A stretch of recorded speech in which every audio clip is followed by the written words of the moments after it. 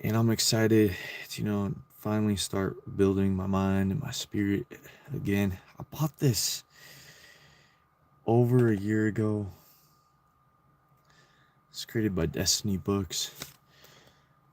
And, you know, I've been struggling, guys. Yeah, I have. But we're gonna build ourselves, I've been when I'm not at work, I work's been really difficult for me. I did have a one week. I work very, very rarely, just to survive right now. Trying to thrive. Um, but a lot of the work that I've been doing is actually been trying to do more inner work. Well, most of the work that I've been doing the last 2 years is like building my body, going inward, and trying to heal myself. Um, Now, there are some addictions that I have that I said weren't addictions. They're just ways that I cope. They're my coping mechanisms. But I do think that they are becoming unhealthy. And I'm starting to realize, that they are unhealthy in ways. I'm severely addicted to technology. And, um, and porno, not so much. I don't, for me personally, pornography and busting a nut is how I fall asleep. I can't really fall asleep without busting a nut. But I do know that that is my vital essence. That is my sperm. It's also the same, probably very close to the same fluid, I think, as the spinal fluid. So I know I am wasting the essence, and I know I have ejaculated over 20,000 times in my life. I went back and I had to run the numbers because I was thinking about how many kids I could have procreated. And then I was wondering if I was an advanced human. I was thinking, like, like the other animals in the animal kingdom. Within a year, they're just off into the world living life. I was like, wow, what if I had busted 20,000 nuts and they were just all around the world doing life? What would I put on their radar and what would they be doing? And I had a dream that I would just have them out singing and dancing in joy. And then I would have them geographically dispersed around Earth to hold a quantum vibration amongst each other. And every night we would come together and we'd pray telepathically. And yeah. And the funny thing is, in all those geometrical locations, they're just running through the forest butt naked like Tarzan. Sometimes they'll come in to the real world and use the money currency stuff um, that we've become accustomed to over the last, 5,000 years or however long civilization's been rolling. But I thought that was interesting. Anyway, um, all right, check this out, y'all. So we got the Hermit. Who is the strange man walking as light in the darkness? He is the hermit, friend to solitude, poet and wanderer. With his lantern, he searches for truth in the darkness and finds it everywhere. The wise go inside themselves to encounter him. It is said he can turn stones into gold, and yet see how little he has. Good quick, look quick, there he goes behind the old stone wall. The hermit is an elusive figure. He travels mostly alone, yet he can appear in our lives at any time. He has explored human society and has rejected the trinkets of approval exchanged for the inner lights. In the process, the hermit has learned that contemplation holds the world together, but he doesn't sermonize. That's a new word. like preach. He offers us only a simple poetry of his present experience. Sermonize. Yeah, I would assume that's what that means. A simple poetry of his present experience. Often we are too mired in our daily grinds to see that his gifts are worth more than the gold we so often seek.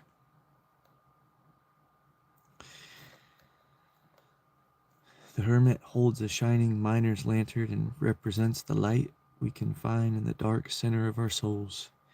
He stands at the threshold of a doorway between conventional reality and the underworld.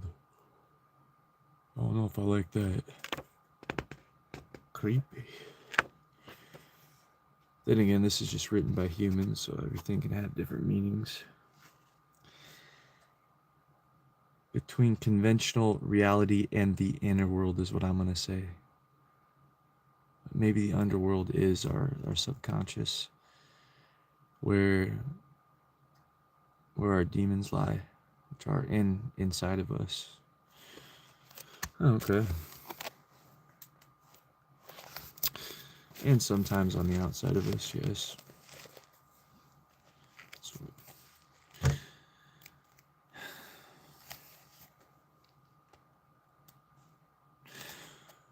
On the conventional side, his arm holds a lantern to light the way for those who would follow. I like that, the trees right there, I like that.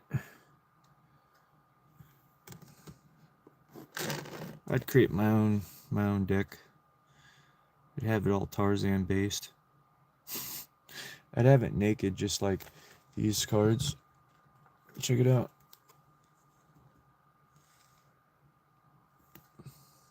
They don't show the body parts. I don't know why everything's so shameful around nudity, but 99.9% of our ancestors were all butt naked. We've developed a shame. Anyway, this is what I've been going through my hermitism. Well, actually, I went through it after I was a stripper and then went to a nudist beach. And then just was questioning reality, looking for a way to live simply. The Jai, from India, they're like Jedi. Jai. But they're the Jai from India, and they wear no clothes. They're like monks. They're interesting creatures.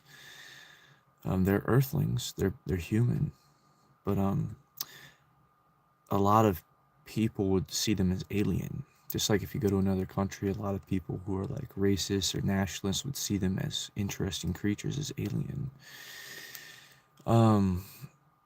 But that's the thing, we're not really aliens. Nothing in the universe is alien. It's all one. But we forget that. It's like, you know, a lot of people think that this Santa Claus is a creature right here, just chilling by his fireplace, butt naked. It shouldn't be alien to anybody. Dude just loves the heat of the fire on his whole kundalini.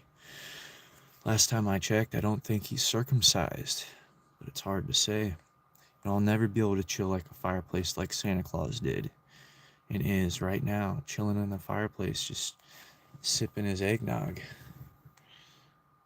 You know, why? Because my penis skin has been desecrated. Anyway, I'm gonna switch the subject here. Not trying to trigger anybody's traumatic experience.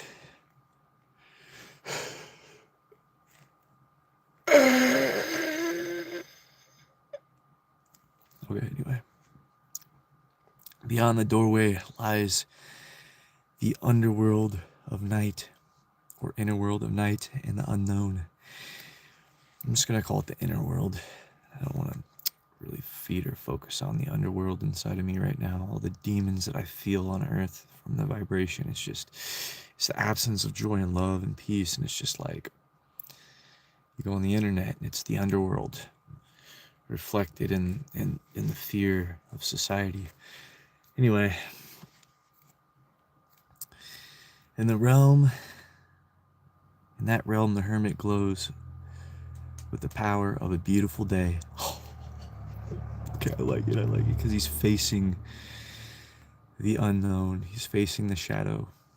That's what's up. The tree of life sprouts from his grounded center and throws branches towards his heart, revealing the source of his wisdom. This inner light is all he needs to see in the darkness. Cerberus, the three-headed guardian of the doorway to the underworld, accompanies the hermit on his travels into the void. This is very Greek-based. It's using Greek mythology. Cerberus was in Harry Potter too. Wasn't there a three-headed dog in Harry Potter? I can't remember. Accompanies the hermit on his travels into the void. He's just riding the three-headed dog. I think the three-headed dog has 3 cocks too. Or maybe it's got 2 cocks and a vagina. Maybe it's got 3 vaginas. Or 2 vaginas and 1 cock. Is it the only one of its kind? Is it forever lonely?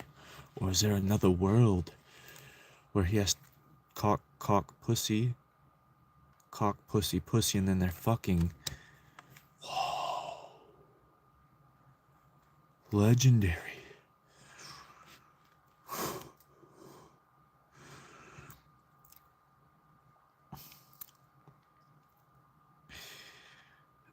While 2 of their heads look forward, keeping distracting thoughts of the future at bay. The 3rd looks behind to keep ghosts from past situations from interfering. Okay, so it is time itself. It's the protector of time.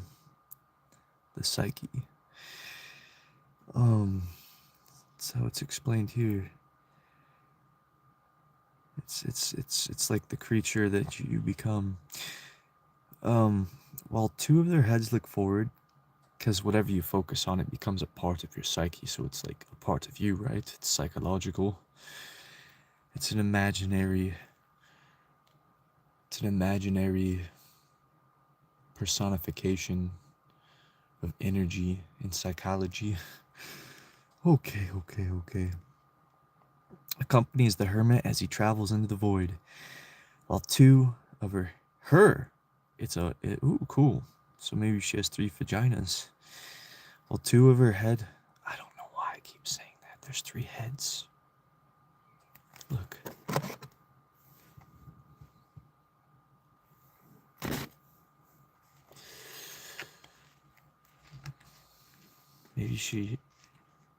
Maybe she'll be pregnant from a virgin birth.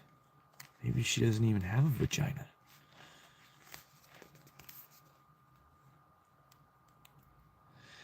The 3rd looks behind to keep ghosts from past situations from interfering. The fearsome dog and the stony eye on the lintel of the entry warn those with superficial attitudes that the underworld is to be taken seriously because it is where truth dwells and where creativity is born. The 9 stars around the eye reflect the hermit's position in the cosmic tribe. The 9 stars. The 9 stars around the eye reflect the hermit's position in the cosmic tribe. It's interesting.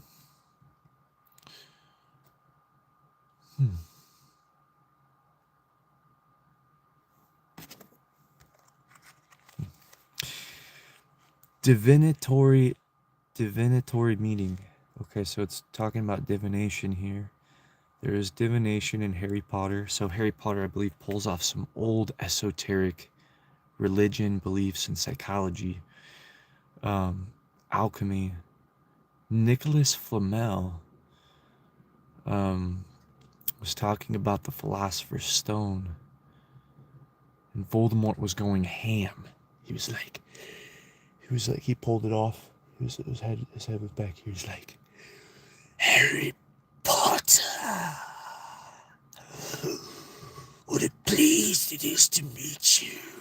I used to be young, snapping, and sexy when I'm butt naked, but now no one in my order will even suck my penis because it's lizard-like and I don't know, it's foul. But every once in a while, Bellatrix will get down on her knees to please. She's a freak. Whoa. I don't know if you guys knew this, but Voldemort, before he was destroyed, he tried forgiving Harry Potter by just escaping reality and going to be a nudist. But somehow when the curse backfired on him, he became a decrepit being. And he tried to bring all of his order out to be butt naked with him. And he was singing and dancing, but they weren't really into it. And this caused a lot of pain in his heart, and he was trying to heal. He even thought he'd go and apologize to Harry Potter in this moment and be like, Harry Potter, you know, let's start a naked witchcraft of wizardry together. I'm sorry for what I did to your parents. Here's all my riches that I stole from Mont Gox. Wait, was it Mont Gox?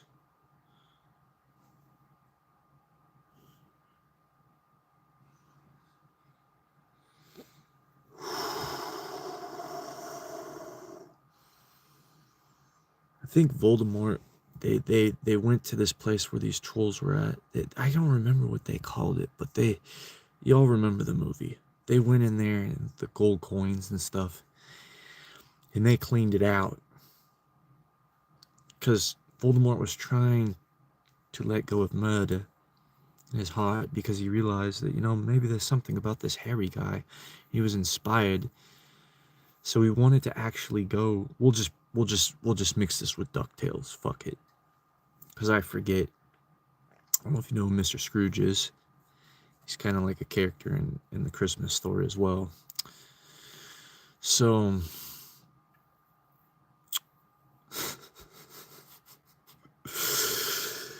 anyway.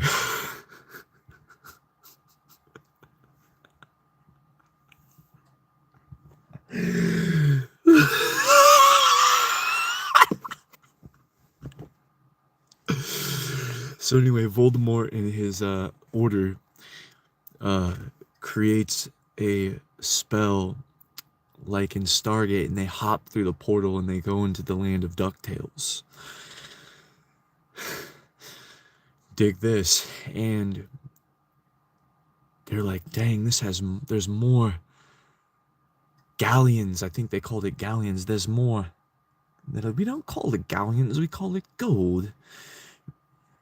And he just takes all the gold and brings it back. And he just tries to give it away to all the wizards, but they are pissed at him still. So he's pissed off. And he's like, well, they spent the money, you know. They thanked me for a while. You know, I healed a little bit. But they don't seem to hang out with me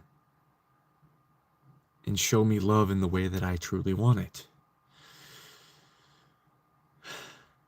It's not heartfelt. So then he just fucking creates a portal into fucking the land of Tarzan. He goes to the movie The Time Machine and they go back fucking 50,000 years. He jumps out and he's buff as fuck. Voldemort is buff as fuck because he looks around and there's not a damn building in the place. And he has an erection. He's like, well, there's those creatures. Voldemort's the guy from the Time Machine that ended up, they didn't like him there either because he didn't heal. He created all them damn creatures from the fucking Time Machine movie. Think I'm fucking with you? I'm not fucking with you. I come from imagination. Yeah, I come from imagination. I got diamond balls. Diamond balls. Got Santa Claus by the fireplace, laying out in the nude, just chilling, analyzing the creature of Voldemort, deciding if he's going to be on the naughty or nice list this year. Anyway, let's get back to the show. He's done some things to try to be nicer. So he's got a couple presents for Voldemort, and one is to chill with him, travel with him in his time machine. Okay, that, anyway.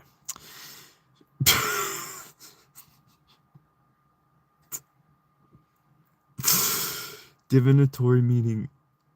Should the hermit suddenly appear in your reading, approach him with an open mind.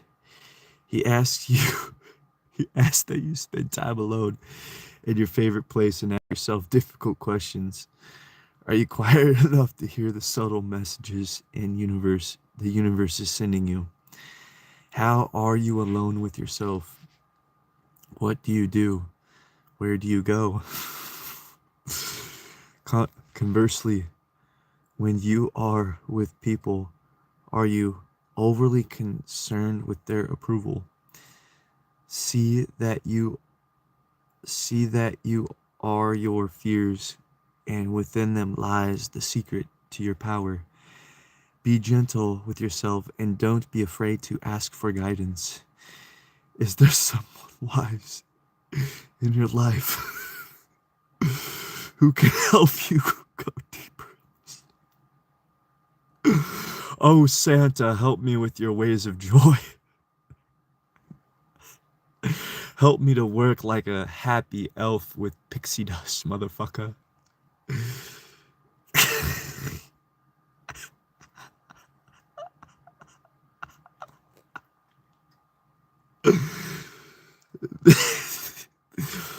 See that you are your fears, and within them lies the secret to your power. Be gentle for yourself and don't be afraid to ask for guidance. Is there someone wise in your life who can help you go deeper and listen? Sometimes, however, we can take solitude and silence the wrong way. Santa forbid. Is your hermit silent and alone in order to punish the world? Or deprive friends and family of your love?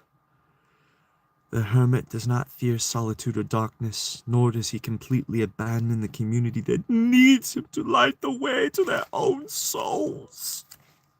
I'm not sure I'm intelligent enough for that feat, but if I can help light your way like Santa Claus, then perhaps there might be something there that I can work with. You know, Santa Claus definitely needs to be put inside of every tarot deck. The rich Santa Claus, the middle class Santa Claus, and the dirt poor Santa Claus.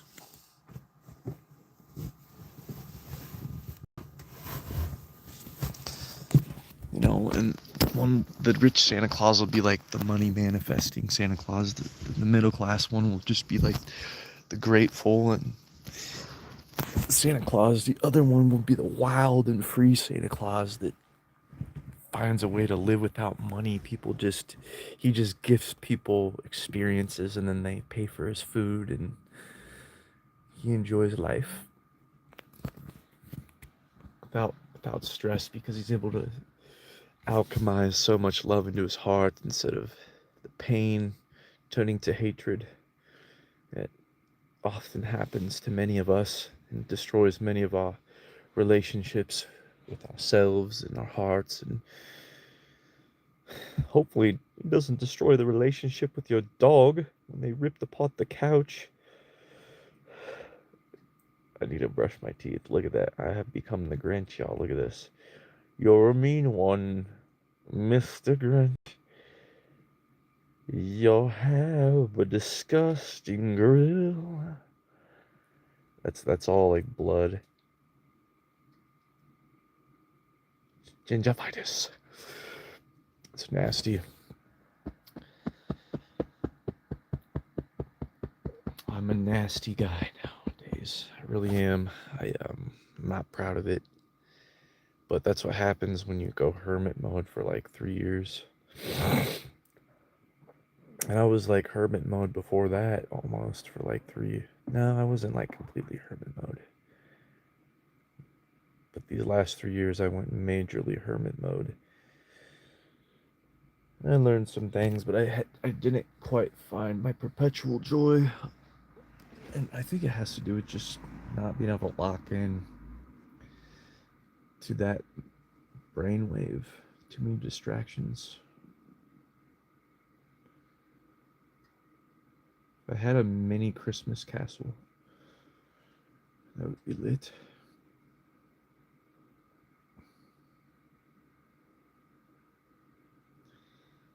I might do that. I might just be one of Santa's elves on OnlyFans. Just spin my dick around like a helicopter. And never masturbate and ignore everybody's sexual remarks for all of eternity. But just use the platform for free. It'll be free and with donations. If they want to help me to help others. Then I'll do like yoga, tai chi, qigong, pranayama, dance joyfully to music to try to help raise the spirits of others and get them into their, I'll park myself in nudist communities and I'll just be in the middle of the nudist community and I'll try to lead everybody through like a yoga meditation while everybody's buck naked. I would assume that in the North Pole, where it's in the non-cold parts where they have the huge fireplace, they're doing naked yoga in there.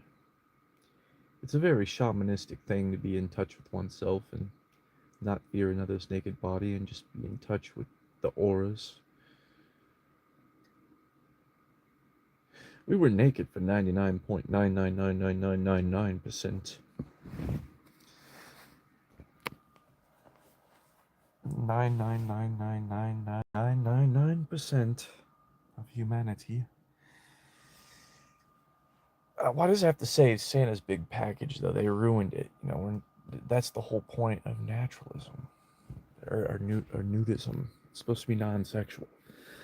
You need to get a sewing kit and say Santa's nudist paradise instead of Santa's big package. First off, he's hiding it. He's not even a true nudist in this picture. I did buy this at the Ross store. There were about 20 of them. Shout out to Ross for pushing the boundaries. Okay. Can we tap deeper into the cosmic tarot? I might need to eat some pretzels. I don't have much food left. I have some cornflakes, but I don't quite like cornflakes. I've actually stopped eating these cornflakes because I found out Kellogg's was pushing for the circumcision, and that's why my dick skin got cut off. They were lying about the mega size right here. When I eat these, I feel like shit. I don't have a whole lot of food options left.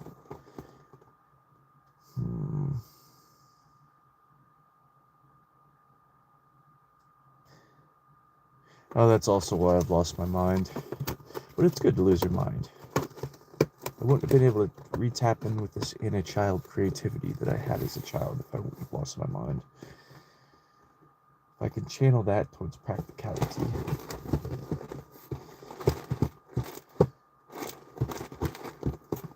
I've got some Christmas recipes on here. I don't really have a cooking area in here.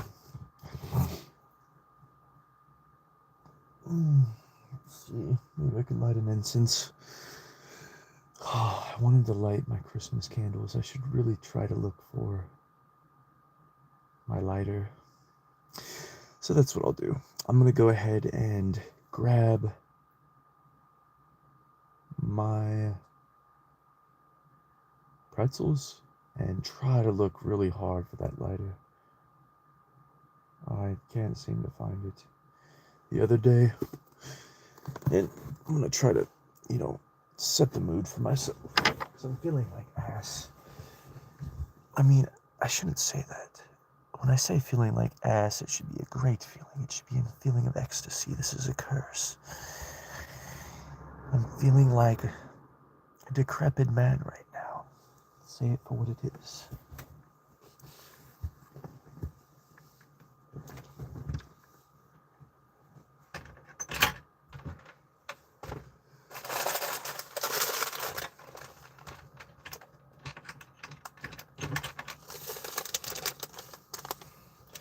Oh yes, it was the child beatings. It was the child beatings. Oh yes, that's why I say I feel like ass, because I feel like pain. It was the booty hole belt smashing. It happened to me when I was a child. They put a lot of negative spell casting on me when I was a child. I was around some dark entities as a child. I was a house elf. I look like a house elf, don't I?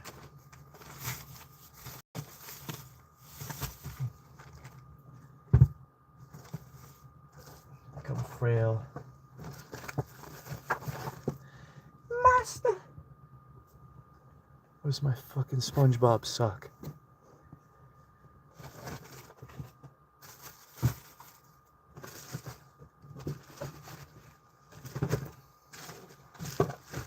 Master has given Dobie a sock. Damn. Shaman King, what up, dude? I broke him already. I got him for like $3 at the Ross. I can't remember, but I just thought it was cool that he didn't wear a shirt. It kind of looked like Tarzan.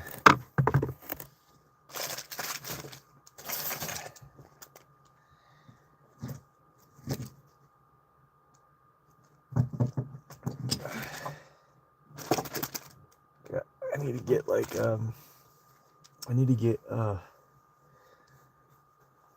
to get a Baki. That's what I really need to get.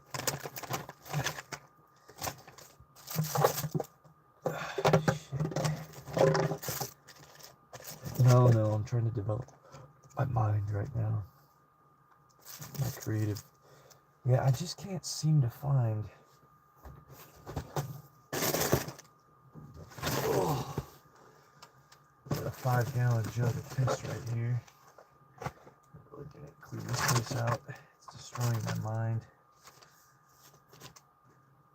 It's just, there's not enough room in here.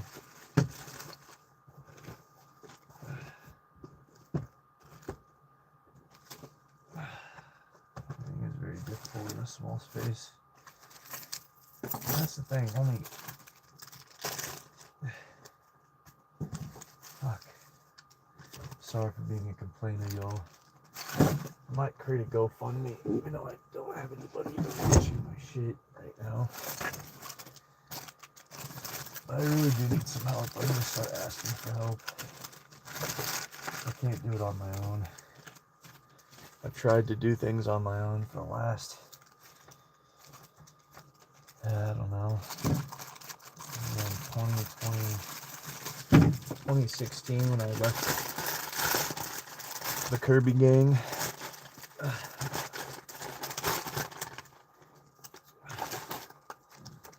Well, unfortunately, I'm just gonna have to pass on lighting the candle tonight. It's very sad. It's a really splendid smell. Before we give up, though, I'll check one more place. Oh, here's a spoon. Check it out. Here's a spoon I carved out.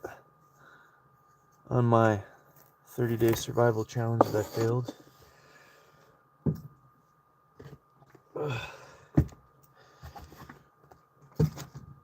I failed because I started yelling at somebody who was pissing me off. I never yell at people, ever. I yell when I'm in my own space, but I never yell at people.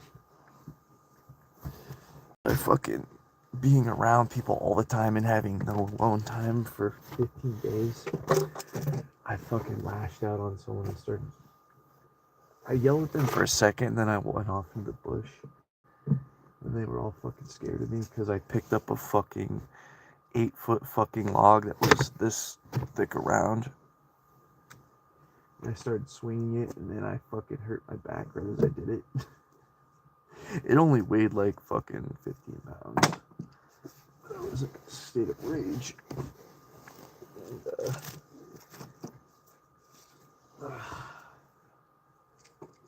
yeah, I don't know. Shit, can't do that anymore. My body's fucked from the Amazon factory. I definitely did not feel like Santa's elf at the Amazon factory, I can tell you that. Santa Claus was definitely not running that factory.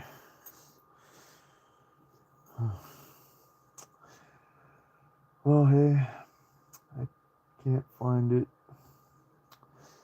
But I did find my Del Campo meteorite that I bought once when I had a good job a while back. I spent $70 on this thing. $70 on this Del Campo meteorite. I bought like moldavite. I was like addicted to collecting like precious stones that looked like raw and natural. I spent like $600 on shit. Here's Tiger's Eye and Larimer. This was actually a really decent price. And it was magnetic, so they made it so you would buy multiples and switch them out. Can't remember where I bought that at, but it's pretty interesting. I had a sea turtle, because sea turtles live forever. I think I lost it. And then I gifted somebody there was a golden background with a meditation, a guy just sitting in meditation. I gifted that away because the magnet fell off the back. I gifted away like when I went to a homeless shelter and I just felt bad for the people there. So I just gifted everything away. It probably wasn't even really appreciated. Maybe it was. I have no idea if they kept it or not, or who the people really were. But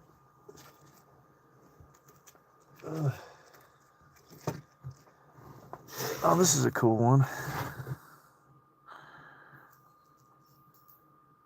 I need to fix this.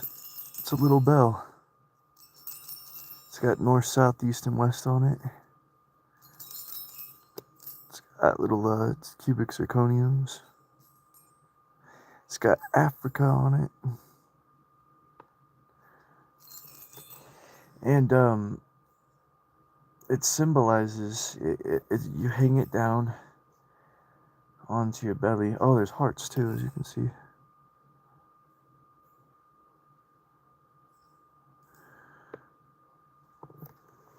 But yeah, that's sad. Gotta be careful with this. I already lost one of the wooden talismans. I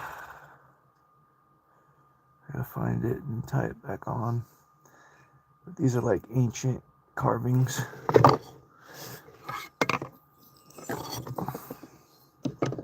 I have a lot of stuff that if I had more space, I could like use it to like do my meditations but everything. It's just like a garbage pit in here.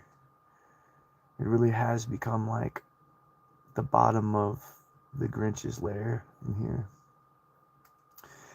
One week I got so angry and depressed, I just started hawking loogies on the ceiling. And they were dripping down. I was really pissed off. I was just upset with life.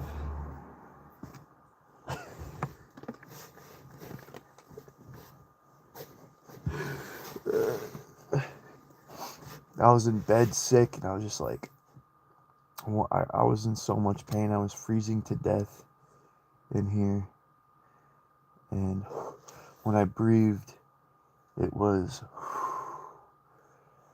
the whole thing was almost filled up. It looked like there was steam filling up the whole thing because I was in so much pain that day, waking up.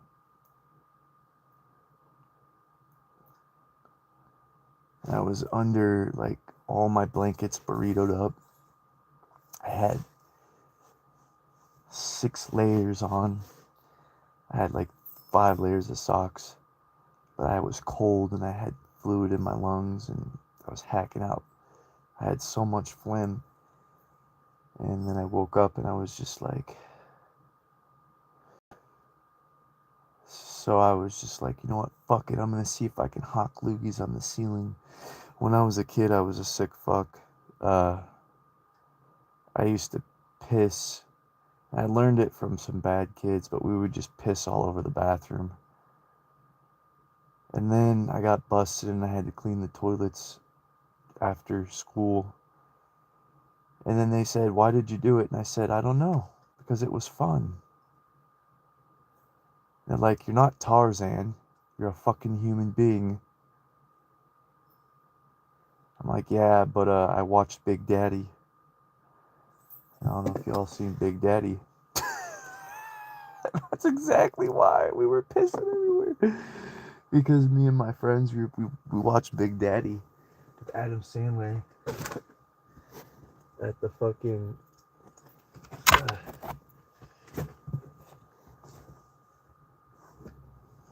I went to the principal's office for so many things when I was a kid.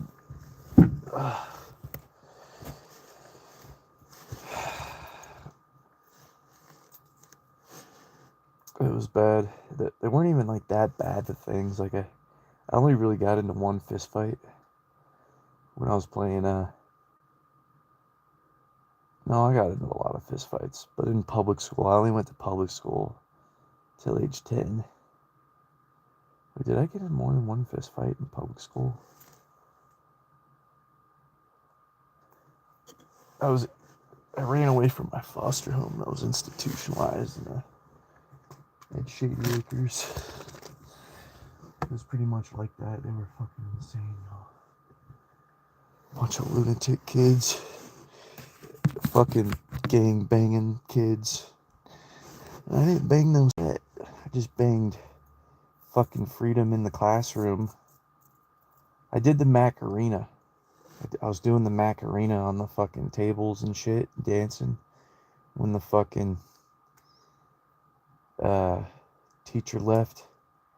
And I was like doing like Dragon Ball GT Spirit Bombs, and GT wasn't out that. I was like doing Dragon Ball fucking Spirit Bombs on the desk. I'd stand on the teacher's desk and I'd do them when the teacher went up the classroom.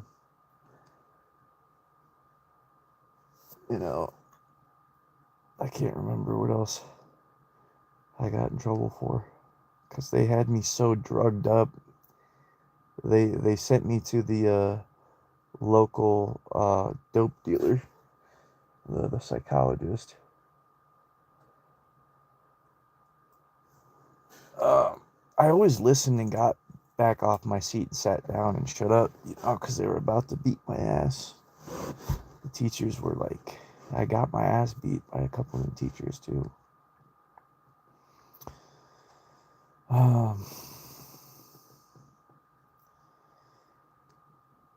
I was made for acting class, or theater, or something. But that's what they did.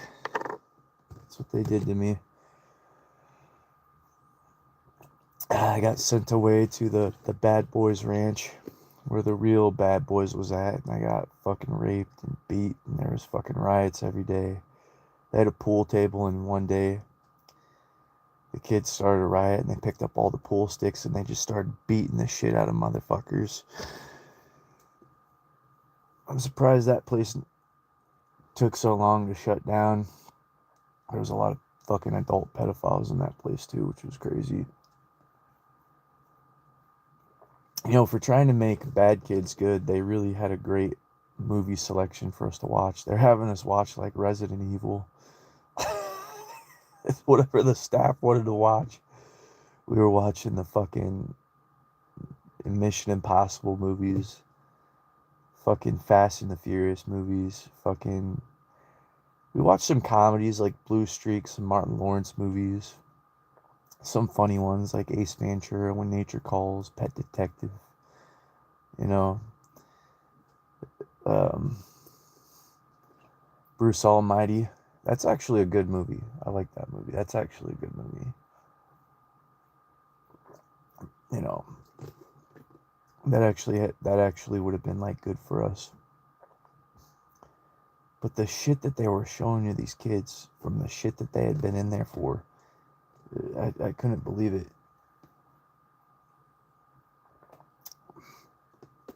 That's they were ruining their lives worse. But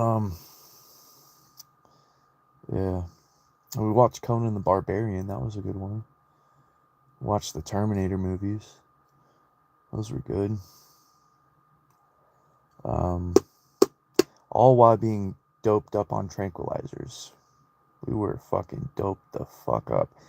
They had half of us all on Thorazine and Seroquel, so we were just sit watching the TV drooling. You know. It was definitely MK Ultra by accident or purpose. It's hard to say.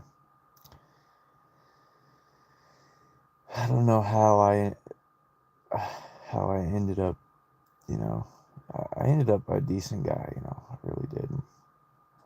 I mean, I am the Grinch now, not really happy with life, but I could have ended up a lot fucking worse. Yeah.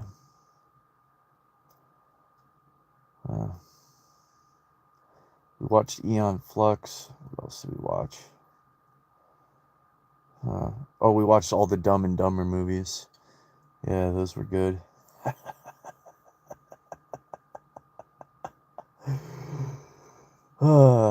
We watched The Mask. That was a really good movie. We watched the movie Mafia. It was a very funny comedy that took place in Sicily, Italy. And the guy that was in The Mask, the villain, was actually in that movie. And at the end of the movie, there was this red-haired kid. And then the dude that got burned, which was the guy, he was all fucked up. Everybody started vomiting, and it was like a fire hydrant of vomit. The way they did that movie was very interesting. You know, what else did we watch? I don't remember. We watched the movies every day. They just had them on the TV. There wasn't really jack shit to do. And not that many of the staff wanted to go outside and do fun shit like play baseball or basketball or football or wrestling. They wouldn't let us wrestle. Some of the staff actually did incite gladiator fights among us. But technically we weren't supposed to wrestle. If you defended yourself and they didn't see who did it, you would get restrained and they would take you downstairs and they'd lock you in a seclusion room for 12 hours where it smelled like piss and shit in there because they wouldn't give you a bathroom. If you're lucky, you'd get one meal. If you were lucky, if there was somebody there that broke the rules of the seclusion room, you know. But yeah, you know, It was an interesting time in my life. I got a CD by Ludacris though. It was called The Red Light District. I had a Walkman. They gave me the CD called The Red Light District. We in the Red Light District. We in the Red Light District. Wait, let me see if I can tap into those songs. I used to be able to rap every single song from that CD. I also had T.I. King. T.I. King. I had Ludacris, The Red Light District, and I had T.I. King. Uh, front, back, front, back, front, back, side to side. This is how all my gangsters ride. So they were like giving us some crazy ass shit. Like, so we get locked up for being bad, and then they're playing bad shit for us, and they're giving us bad music for Christmas. It was insane, yo. Plus, they were raping our buttholes and having us do the craziest shit. I just can't believe it, you know. And people, yeah, I don't know, man. It was nuts. It was fucking nuts. It's like Paris Hilton said, the lady that is probably a part of the Hilton Hotel. I don't know if that's her family or not, but Paris Hilton was right, you know. We watched one movie. No, I watched one movie with Paris Hilton in it. I can't remember what it was after I got out of a lockup facility when I was 18 and I got released. But I never got another adoptive family after that. I was just stuck in those places and I ran away from those places. I'm going to tell you guys a survival story when I ran away from that place that I was just telling you about. So I ran away. It was snow. There was like 3 feet of snow. There was a riot. I went into a room and one of the dudes was fucking one of the staff. He was 17. He was just clapping her fucking cheeks. He yelled at me, came out, punched me in the face. He's like, "This is my pussy. This is my pussy, bitch." Gave me a fucking black eye. Um, and then I was like, you know what? Fuck this. I'm going to the kitchen. So I broke into the kitchen and I started looking for food and I realized all the food was in cans. I saw some donuts there, so I started eating the donuts. I'm like, yeah, I got donuts while everybody else is outside having fucking gladiator fights with pool sticks. I'm eating fucking donuts. Yeah. So I fucking went in and I saw a bag there. I started putting food in the bag and then I ran away into the woods.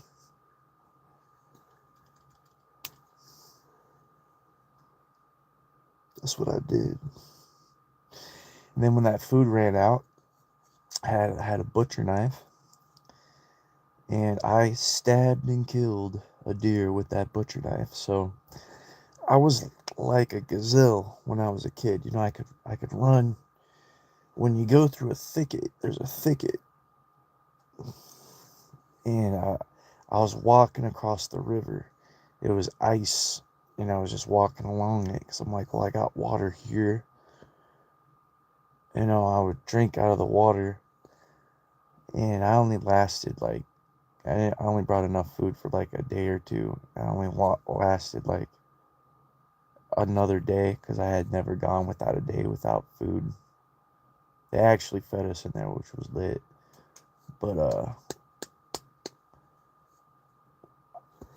I could really fucking throw a football back in the day. I could throw it as much, almost as far as every adult in that facility. I could throw it just as good as 50% of the adults that were like 20 in their 30s when I was fucking 12, 13 years old. As y'all see, I have a good arm. I used to when I used to be able to swing these fucking giant swords and shit. By the way, I can't throw a football like I used to. I can't even swing them swords like I used to. Oh yeah, it's not the giant sword workout anymore. It's the the fractured soulful man. And So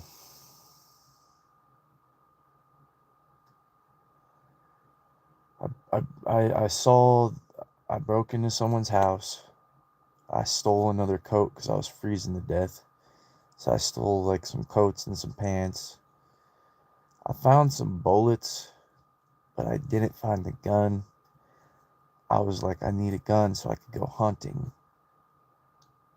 Couldn't fucking find the gun to the bullets. So I just left. I didn't want to steal that much. I just wanted to take what I needed. So I went back out, and this is when I was 10 years old, guys. This is when I was 10 years old, escaping a place that I was being beat, raped, and drugged. And I went back into the forest. I hiked. No, I went in that house. No, that's right. I went to that house before I left the forest. So I stole the stuff from the kitchen, from the juvenile kitchen, and then I went into the public.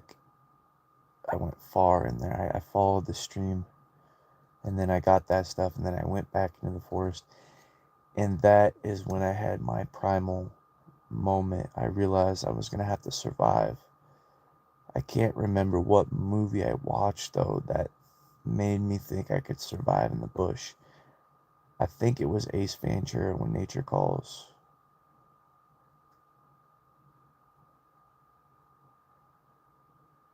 I think that was the movie I watched. Anyway, I'm going to show you one of the sticks like I had, because back in the day you could fucking use a boomerang. People used to hunt with boomerangs. And I instinctively just started picking up branches and throwing them as hard as I could against trees. So what I'd do is I got close to the beast. It was just a deer. And I threw it and I hit it in the head and it stunned it. I'm going to show you. And I took the knife, I jumped on it, stabbed it in the neck.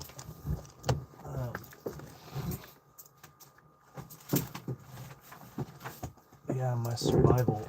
I don't know, this probably weighs like fucking 5 pounds. But you get hit in the head with this, it hurts bad. Check this out. Yeah, so it's kind of like a boomerang shape. But this is like what I picked up. I was in as good a shape when I was a kid. I was in fucking better shape than I was when I was an adult. I just had unlimited energy. And um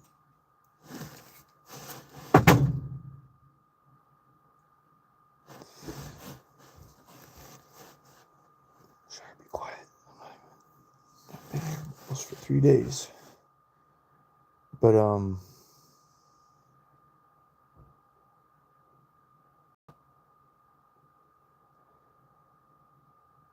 yeah, so I stabbed it in the neck and I didn't know what to do after. I couldn't make a fire. I had a lighter. I had stolen a lighter. And I was like, I must have been 13 or 14. I don't really remember. I think I left that place when I was 15. No, I left it when I was 14. I don't fucking remember. I must have been anywhere from 12 to 15. I'm pretty sure I was like 13 though. Yeah. And I started to get frostbite. I walked back along the river there, and my foot, it cracked. It was a stream. It was actually a stream. And then I got frostbite on my foot. And then I went back.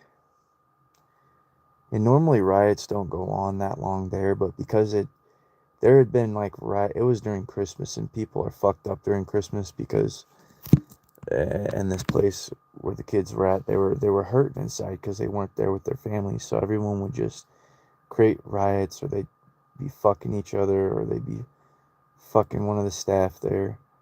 And I went back, and for some reason I didn't even get in trouble that time. I had been gone for 3 days. I don't even think they knew that I was gone. They were just like, the whole fucking campus was in fucking chaos. So I fucking got lucky, you know. And then I realized, there was like a couple people in the office, but the staff just were just like, people were yelling and cussing. They weren't there. All order was lost. All order was lost. So I just snuck into the fucking computer room and started beating my meat. And they kept busting me. And then that's when I started figuring out I could break in and beat my meat in the fucking computer room. And then they started laughing. The staff laughing at me. They're like, he's in there beating his meat again. Cody, we're about to come in here. You better put your dick in your pants. And I'm like, I ain't fucking beating my meat. I'm looking at fucking sports cars. So that was sports car page open. It was at modifiedcars.org. And yeah, modified. Damn, I can't look it up because I'm on live, but I found this website where they sold all these modified cars like they were from the movie Fast and Furious, like they were awesome. And so then I used to be a really good kid in there, but after I just started being like, you know what? All these staff just want to make us sit down anyway and watch movies all day. It didn't really surprise me that the kids were creating chaos. It's because they didn't even take us out for sports. They didn't take us to the weight room. They didn't do shit. They wouldn't even take us to the fucking game room to sit and play some video games. So I also got good at, once there was a riot, I'd sneak into the game room, which was in a different building, and I'd play fucking video games there. But yeah, oh, that place was fucking crazy.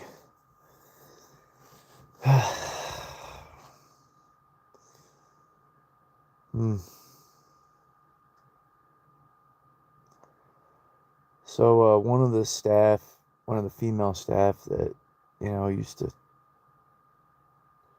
fuck the other dude who was 17, she loaded my iPod, because I was only 14. This dude was buff as fuck. I probably could have had sex with her at the time, but I just didn't know how. And I'm not sure that I wanted to be honest, because she was a cunt. But after after I walked in on her fucking that dude, she hooked up my iPod with all Tupac songs, and she's like, I'm just gonna put everything on my playlist on it. So she had like 112, Little Zane, um, what else? Um, Usher was really good. I had the Usher Confessions album on there. I had fucking P Diddy's stuff on there. Jeez. Um, what else did I have on there? Oh, I had T-Pain's album.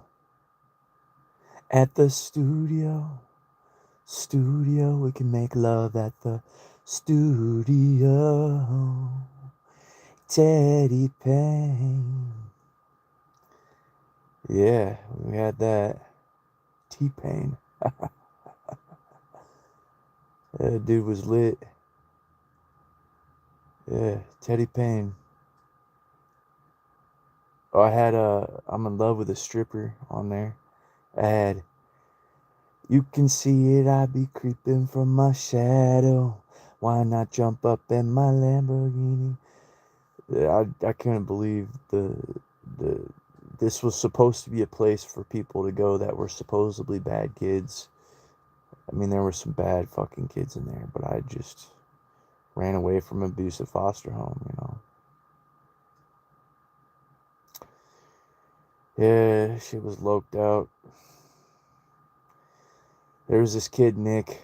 We never knew if he lived or died, and no one ever told us. But there was like, must have been like a gallon of blood on the floor. When he left, he was still conscious, but I looked at the floor. Maybe it wasn't a gallon of blood. Maybe it was like a pint or a pint and a half. But there was a lot of blood on the floor. He punched the window. He was one of the youngest kids there, but he had so much anger, and he did it for attention. And then he put he purposely opened it up. I don't know if he did it on purpose, but fuck, the staff might have actually been restraining him when he punched it, and then they tackled him to the ground, and then it ripped his arm open. I don't actually fucking remember. All I remember is the staff were just staring there. They got off him when he started bleeding, and they just stood there at him and looked at him and didn't even do anything. And so then one of the kids came up and fucking put a tourniquet on him. One of the fucking kids made a makeshift tourniquet for him, and the staff, after they, I'm pretty sure they were wrestling him, and then he got away and he punched the window. I remember that's what happened. They were wrestling his ass for like fucking an hour.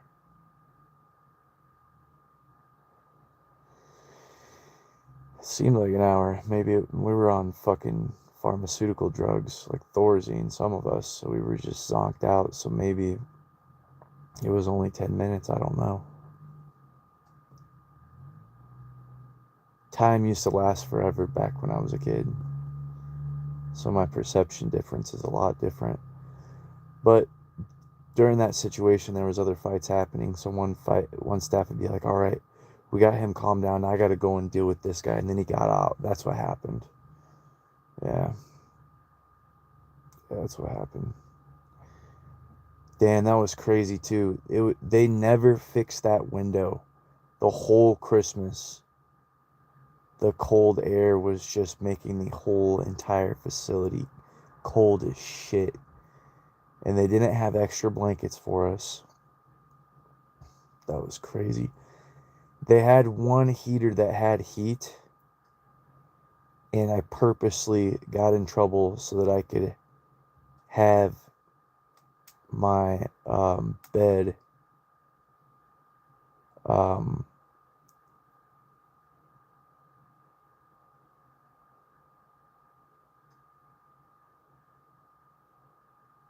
out in the open area. And I could also watch TV too. Yeah. There was a bastard fucking night shift guy. Yeah, he fucking raped me. Fucking little midget motherfucker with a beard. Fucking gremlin ass looking motherfucker. I almost stabbed him. I had a plot to kill him, but I didn't. Thankfully, I've never had to go through with any of those thoughts in my life. Never had to take a life. I really am a peace-loving hippie at heart. You know.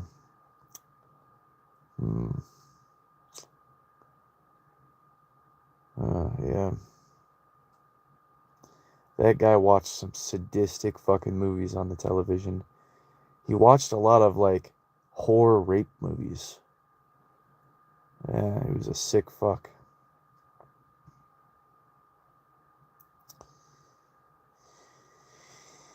Yeah, I don't know how the fuck he kept his job.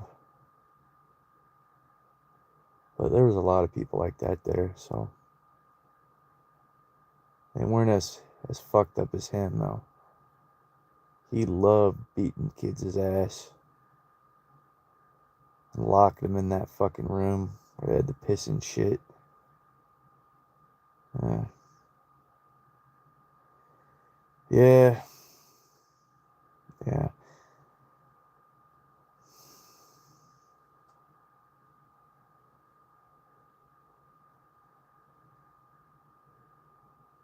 There was some staff I liked though. There was this lady named Miss Janice, and she would get these wizard puzzles. They were like fucking 1,000 pieces, and she was just really chill.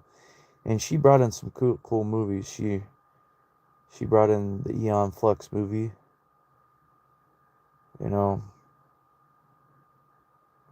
yeah, she was nice. I did puzzles with her. You know,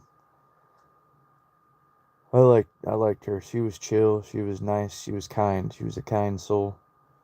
We just did some fucking puzzles. Yeah, that was lit.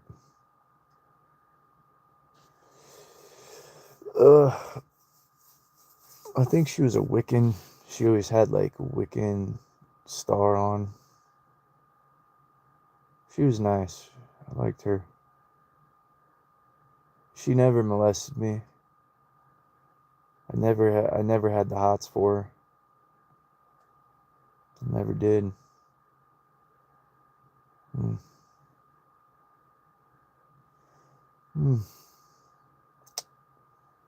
I don't know if she was doing it with anybody else.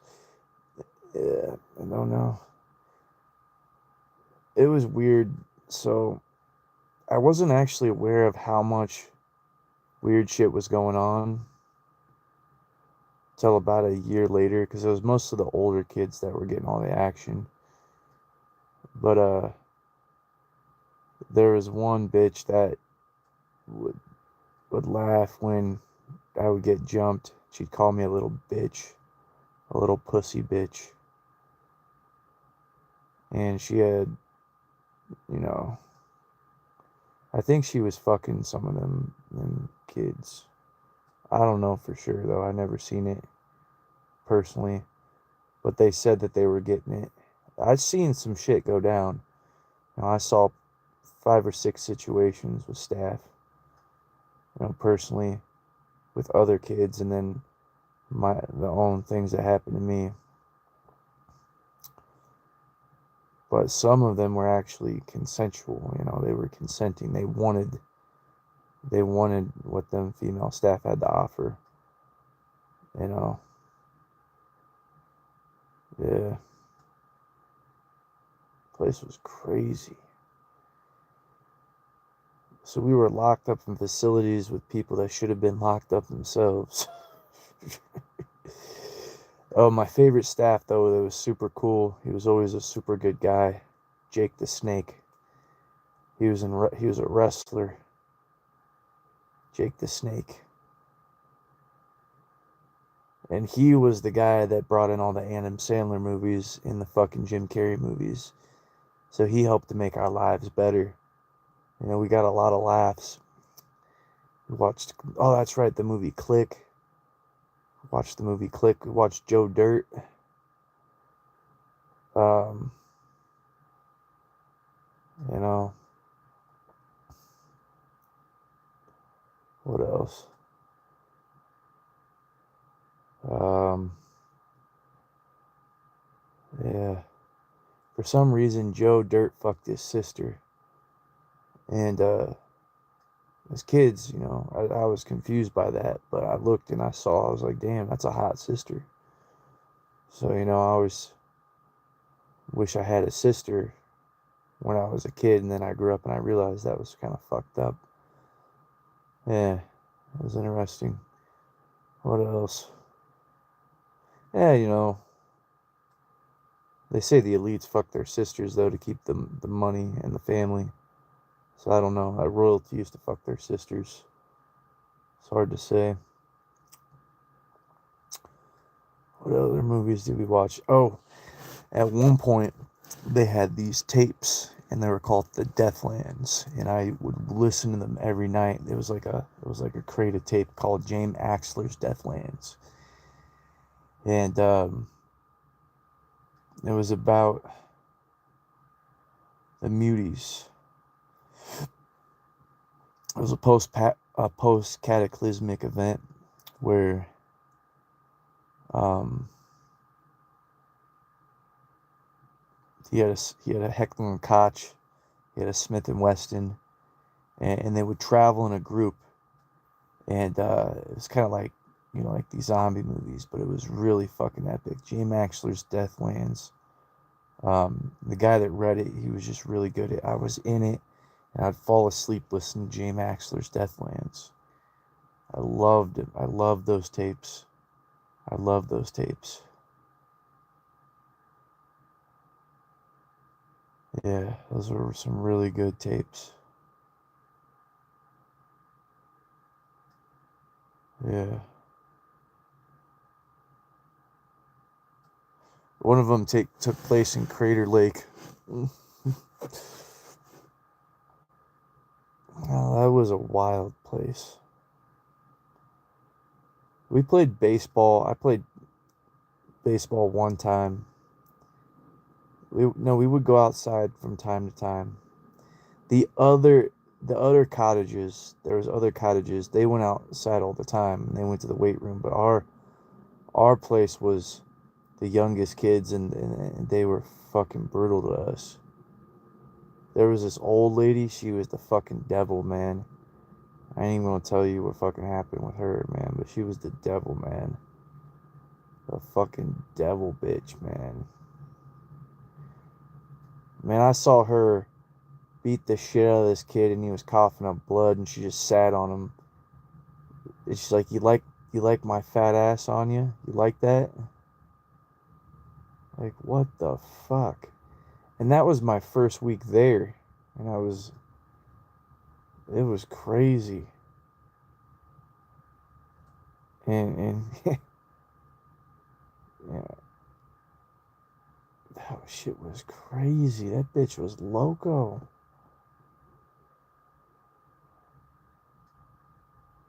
She was a sick bitch. God damn.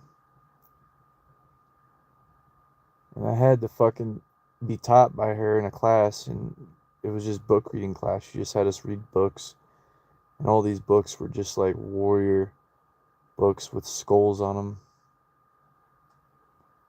like fucking barbarian and shit. Shit, this was crazy.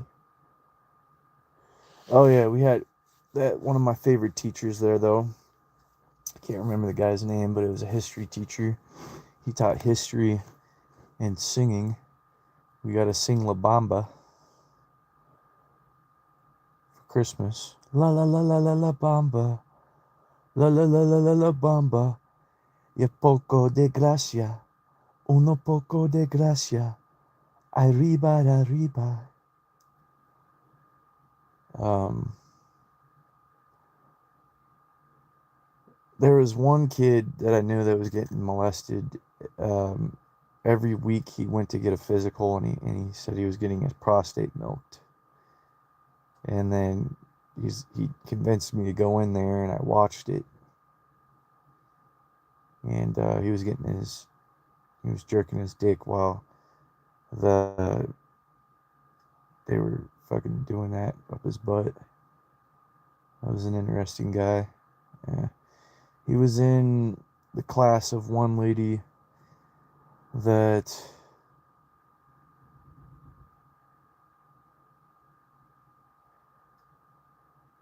oh yeah, that's right. We watched a modern day version of Romeo and Juliet where they were and we read the book Romeo and Juliet. And then we also read the book Animal Farm. And then we also read the book of Mice and Men. Of Mice and Men. Yeah. So we read the book of Mice and Men. It was a literature class or something. I don't remember. Of Mice and Men. Um, Romeo and Juliet. And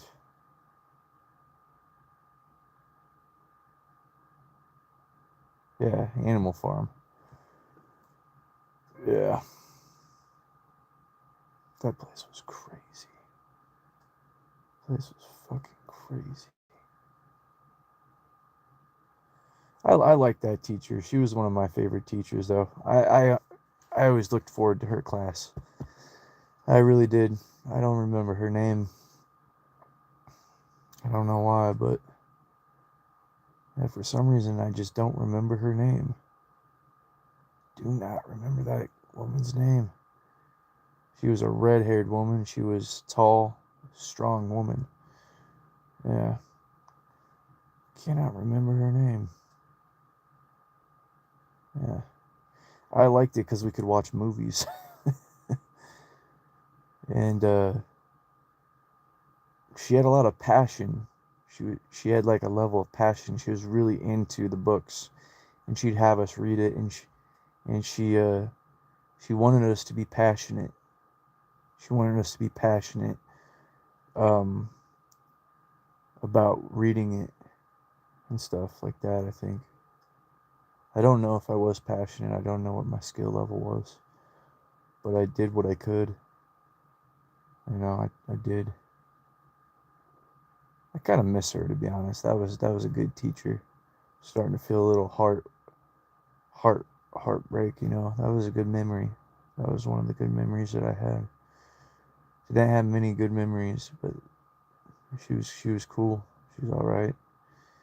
I never really was ever happy. I was always kind of like feeling like cold and dead inside during all of it. But the La Bamba, singing the La Bamba, I felt the warmth come into my body.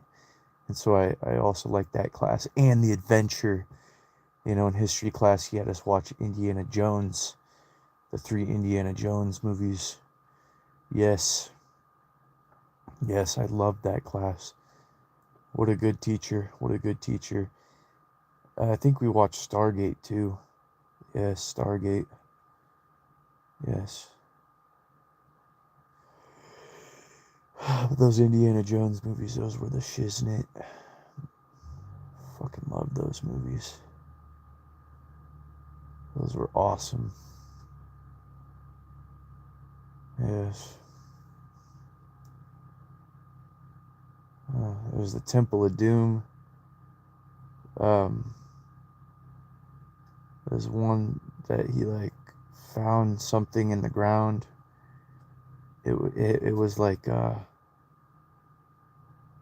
oh yes, that's right. It was the Ark of the Covenant. The Ark of the Covenant. Yes, the Ark of the Covenant. The Ark of the Covenant. Yes, yes. With the two winged creatures in the golden chalice. Yes. Yes. Yes, I remember. Oh, that was intense, bro. That was a crazy movie. But when they opened up that Ark of the Covenant, something crazy happened. But that Ark of the Covenant held secrets. Secrets. It held secrets. Yes.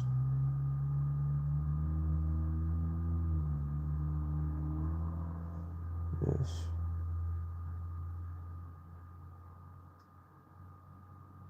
Oh, and then the one with Indy with the little Chinese kid. Indy, you gotta take me with you, Indy. You gotta take me with you.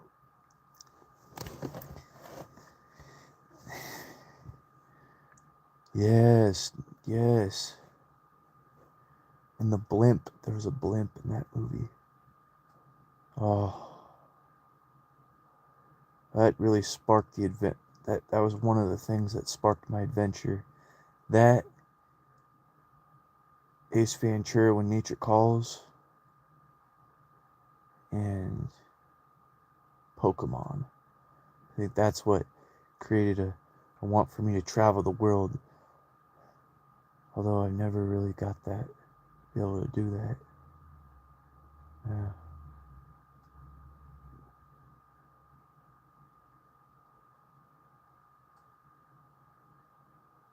Oh, it feels good going over the memories. There were some good memories. There were some good memories, you know. Some of those movies really helped me. Those childhood movies. I read the book Dracula when I was when I was a kid. I was like 13. They had a book called Dracula, so I read it. Um, what else? Um, yeah. Story time. Story time. Oh, Rocky Balboa. Yeah, we watched Rocky Balboa. Hearts on fire, strong desire, burning deep within. Hearts on fire, strong desire, burning deep within. Yeah.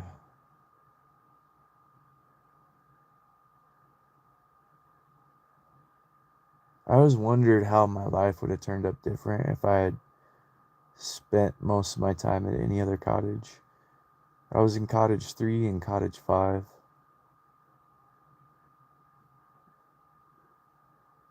Wait, no, cottage 3 and cottage 1. Or was it cottage 2? I was in cottage 3 and cottage 2. Or cottage 1. I was definitely in cottage 3. I wanted to go to cottage 5. Yes.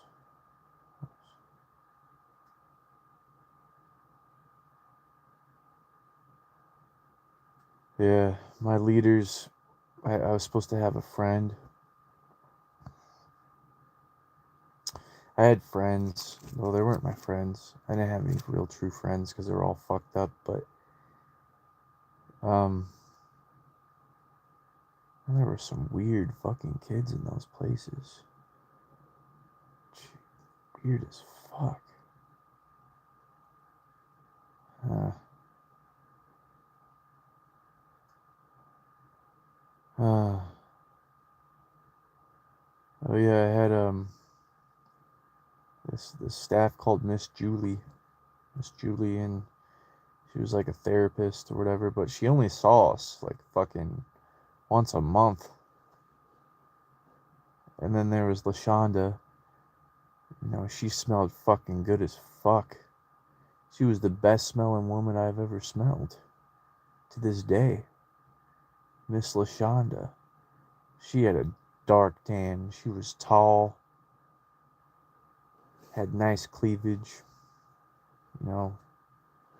I think she was banging the product the coordinator dude.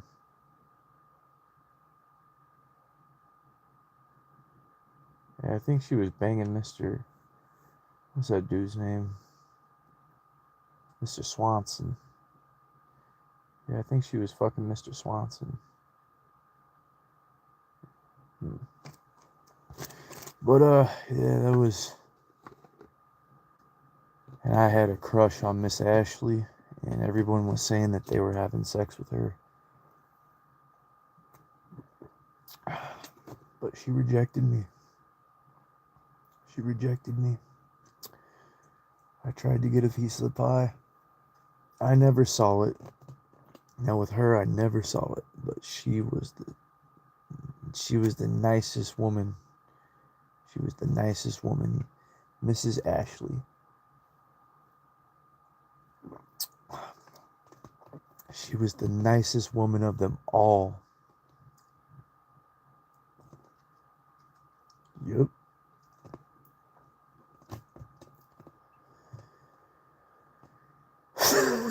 Yeah, yeah, she was nice.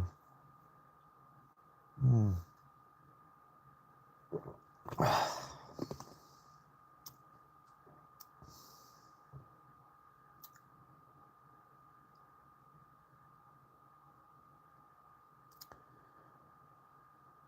Yeah, life is intense.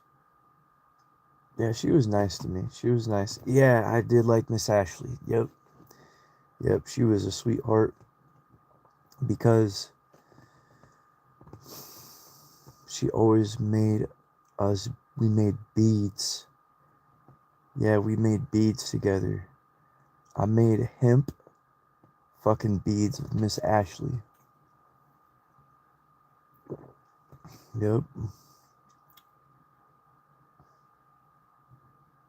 She she taught me how to do this twisty thing. Yeah. Yeah, she's the reason I wanted a girlfriend when I got older. Miss Ashley. She was like she was like my only, like, if it wasn't for Miss Ashley, I never would have wanted to even have a relationship. Yeah. I would have hated everybody. Yeah, that's right. She played a special part of my character development. Yep. I forgot that part of my character though. I haven't craved any relationship deeply for a long time. Yeah. Yeah. That's beautiful. I wonder if she ever got married and had kids.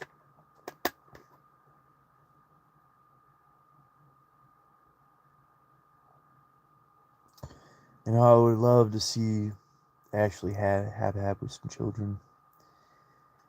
Yep.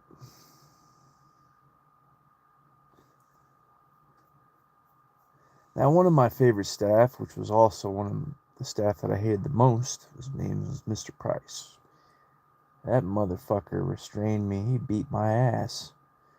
But I was able to steal one of his CDs.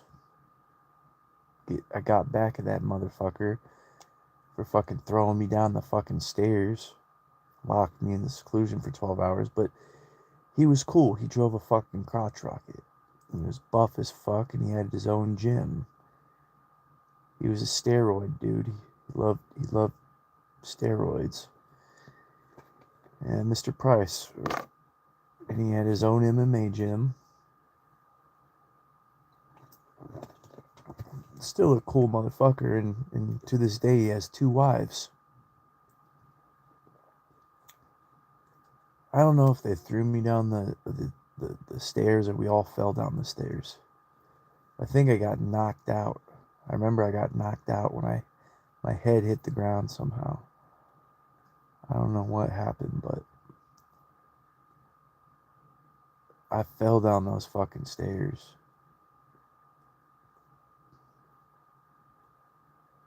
Or something. I got shoved down the stairs, or they fell over on me, or they threw me down the stairs. I don't remember.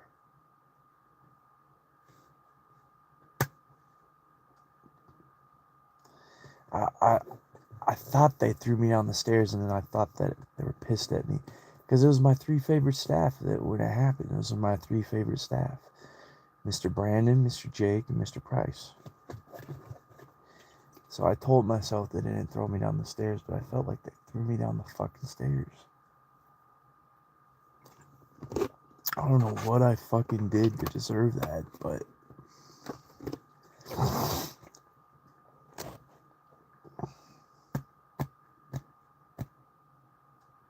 I didn't like Mr. Price after that, because that motherfucker was aggressive.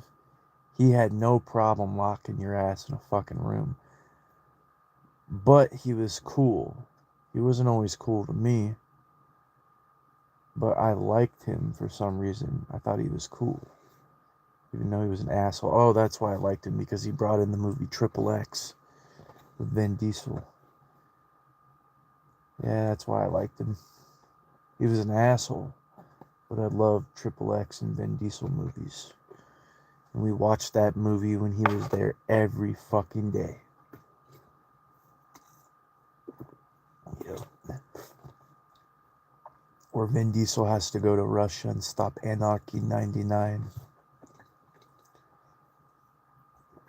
He steals the guy's Corvette and drives it off the side of the bridge with Tony Hawk. Yeah. Yeah.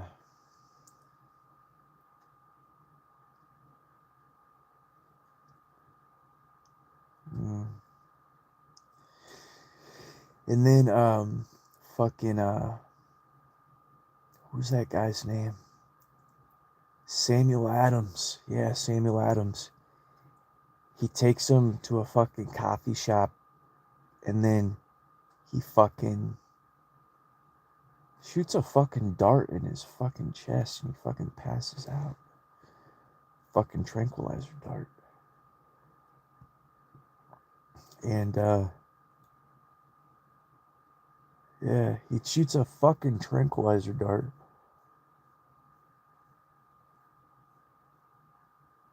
into him.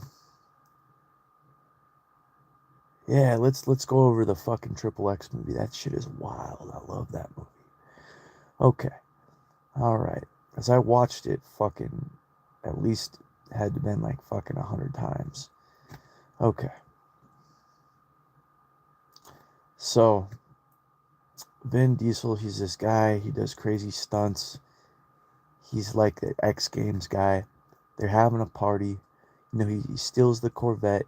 He pretends to be a valet guy. He steals the Corvette. He drives it off the fucking bridge. Tony Hawk is at the bottom. They pull the cameras off. He jumps out of the fucking Corvette, pulls the fucking parachute, fucking comes right down. Yeah. Fuck yeah.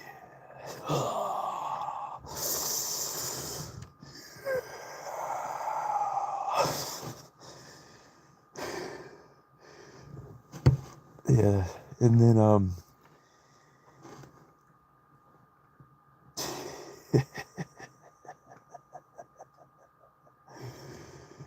and then they crash his party. SWAT fucking busts down all the windows, and he's like, guys, it was just the Corvette. And they knock him out. And then he wakes up in a diner. And there's a guy reading the newspaper. And a guy comes up and he tries to rob the place.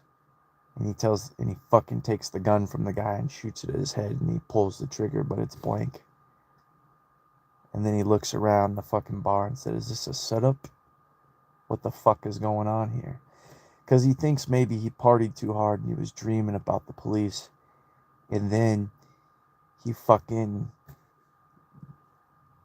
does the fucking thing. He's like, wait a second, what the fuck is this? And then he gets in a disagreement with Samuel Adams, and then Samuel Adams shoots a fucking tranquilizer dart. Says, fucking tranquilizer? And then he passes the fuck out. Yeah, that was wild. And then the next one is he wakes up. No, they drop him out of a fucking helicopter. And then these guys with AK-47s get him up, and then it's fucking the guy that created his own taco shop. There's a dude that created his own fucking taco shop in LA. I can't remember his name, but he always plays a Mexican gangster. I can't remember the guy's name. But he's about to torture him because there's all the tools in there filled with blood. He's about to fucking hack off his body parts. And we were 10 when we were watching this, but we watched it every day. This was like when I think I was 11. This was 11 to 12. Yeah, 11 to 12. You know what's fucked up is I wish I could go back in time and live in those places with the knowledge I have now. Because I'm so alone in my life, and we could play video games, we could exercise, we could do things. You know, there's things that we could do occasionally. I would go back, as fucked up as my childhood was, I would go back. If I could go back with the knowledge and the wisdom I had now, why, I'd be able to run that place myself and trick the staff into going and quitting their jobs and leaving. And then I would fucking throw a party in there. Yeah.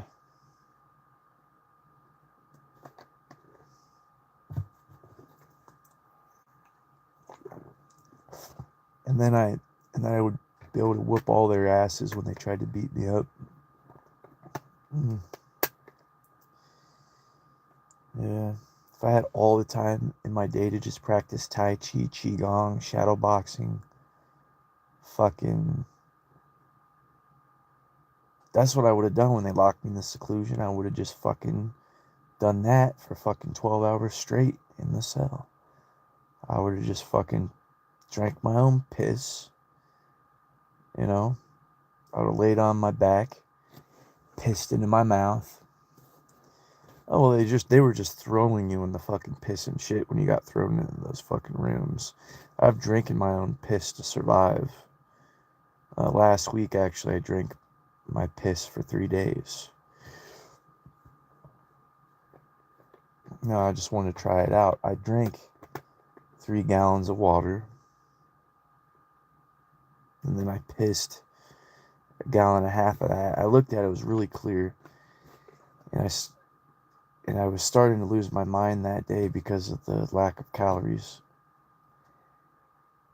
And I was in my head a lot. So I just started drinking the piss. Ugh.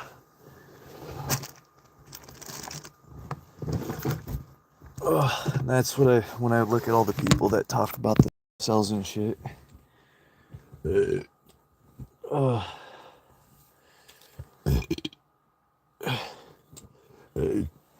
They're always drinking the piss. They get the stem cells out of the piss, y'all. What are we doing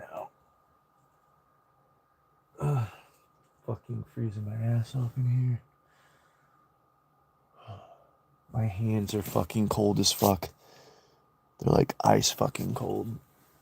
So are my feet. Need to bundle up like a burrito.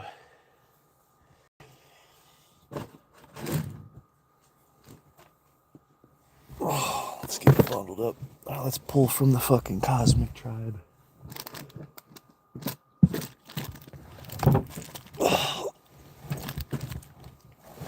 Oh yeah.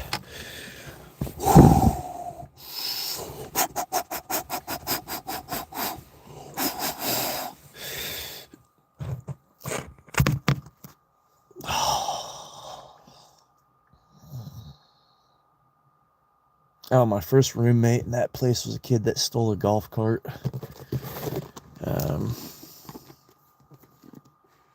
Yeah, he stole a golf cart. And he drove it into a lake or something. He was telling me that story. And he got released a week later.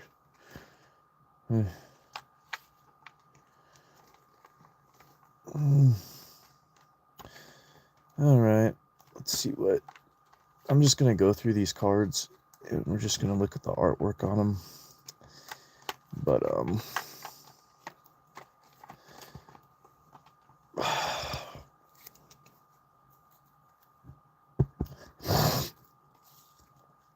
okay, so we have 10 discs. It sounds boring, so I'm not going to read about it. We'll get around to it. We have the Queen of Discs. I love that, it's natural. I really love that.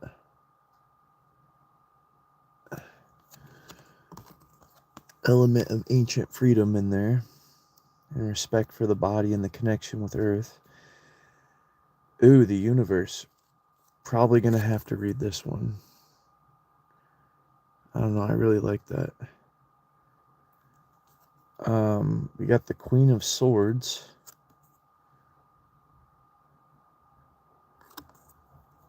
And I don't give a fuck if they ban me.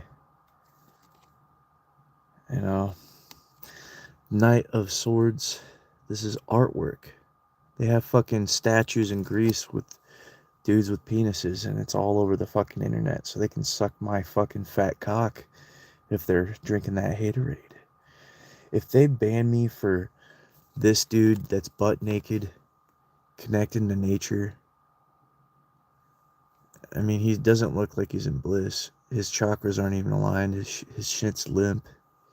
You know, you know, then they can fucking, they're fucked up in the head. They've forgotten the ways of who they are. 99.99999% of our ancestral DNA was buck naked.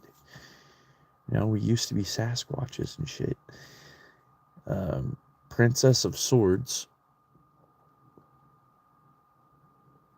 Very nice. Very nice. Knight of Discs. Very nice. I like how he's covered in mud. Absorbing the minerals of Earth through the mud bath. Princess of Discs. Cool. I like that. She's got some dreads. That's kind of cool. Right. Ace of Swords.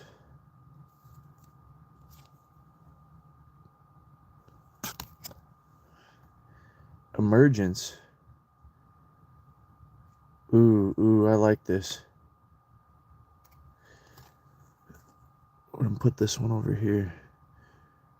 Because I most of my spirit animals used to be like eagles or jaguars or tigers, but then I saw a butterfly. And when I was with my ex that I used to be in love with, every time I was around her, butterflies would always fly around us. That's the only time in my life when I was with her when butterflies were always flying around us. It was because how my vibration changed when I was with her. Cups.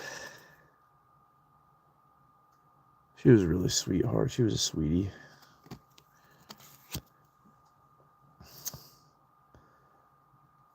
Four of Cups.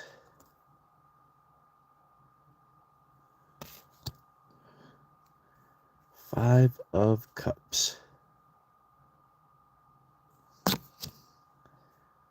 Five of Wands.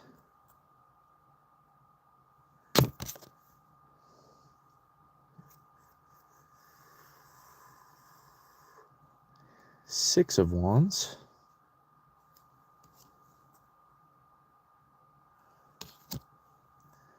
Seven of Wands. Ooh, I kind of like that. With the lion head. Very nice, too. It's got a good physique.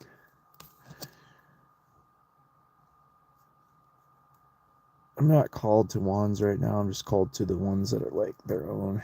I don't know why. Eight of Wands. Ooh, that's pretty beautiful. Look at that. The Four of Wands. Oh, I like this. I like this. So there's their hands and they're picking the fruit fresh off the trees. I really like that. That is beautiful.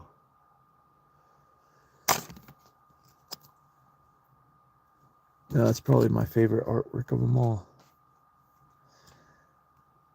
Two of Wands.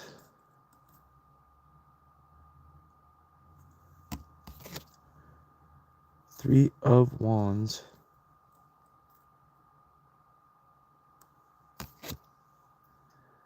The only thing I don't like about this deck is they seem to be racist. There's like one girl that might be like not white in this whole deck. It's pretty whack to me. Anyway, we got the strength. It'd be good to see some fucking BBCs in here, you know? Looking at the guy, he's fucking circumcised. That's why his dick's so fucking small. Sick of seeing circumcised dicks. I think this guy has his penis skin. Does this guy have his penis skin? Nope, fucking circumcised. This is fucked up, man. This shit is traumatizing me now. Hanged man.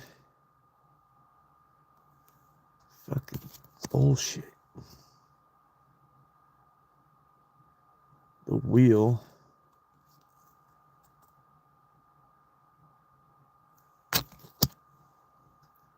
The Ace of Cups. This is kind of a cool looking one. Look at that. The Two of Cups. That's kind of cool. I like that. The Two of Swords. Oh, we've got the Lovers. Wait. Oh, yeah, we got the Six Lovers. Yo, check it out. Love that. That is beautiful. Look at that. And there's 3 Lovers cards. We got the Queen of Cups. Queen of Cups. There's the lesbian one, a gay one, and a straight one. Yeah. There's no orgy one, though, which is weird. Or there's no polytribe one. There's no polytribe one, though, which is kind of weird. It's upsetting. Princess of Cups. Prince of Cups. Knight of Cups. The Magician. Yeah, I'm going to put that one over there. The Star. Put that one over there. The Moon. I'm going to put that one over there. I'm not really showing you guys the artwork, though. I'm going too fast. There we go. Sorry. That is a creepy ass looking moon right there. The Sun. Oh yeah. That's what I'm feeling it. I love this one. It's probably my favorite of the artworks, actually. Yeah.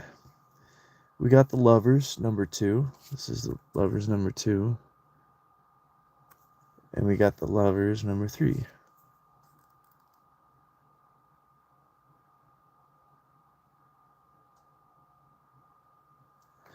We got the discs. And we've got Balance. Ooh. Actually, I think we're going to do the Balance one. So I need to figure out my balance in life. Actually, let's take a look at these. Oh, I just want to show off the artwork. I don't know. I don't think... Well, the Bible itself is satanic. I mean, if you look at fucking the Bible of King James, I mean, he genocided the whole planet. Shout out to Morg, the Morg dude. I just watched a video where he goes over, like, how God is actually Satan in the Bible or whatever. I don't know. But look, we got 6, 6, 6. So there's, I don't know why they did that, but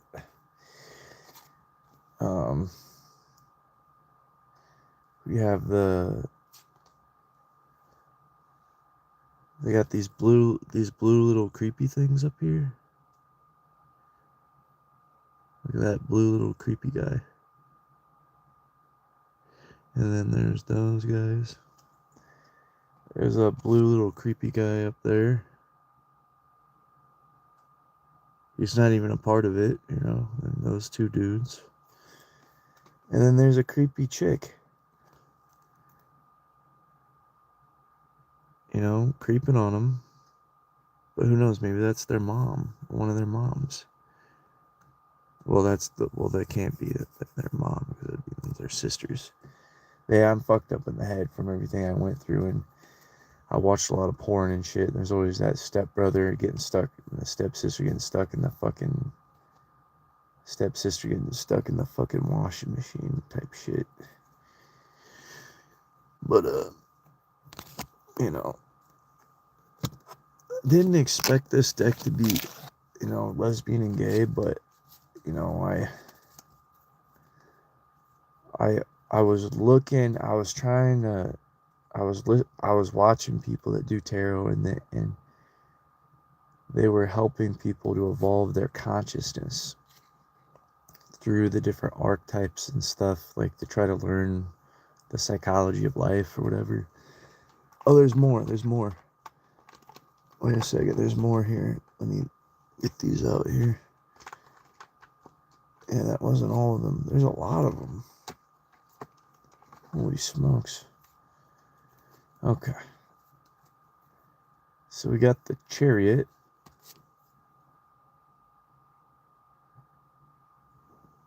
That's an interesting one. Maybe I'll look into that. Got the Eight of Cups.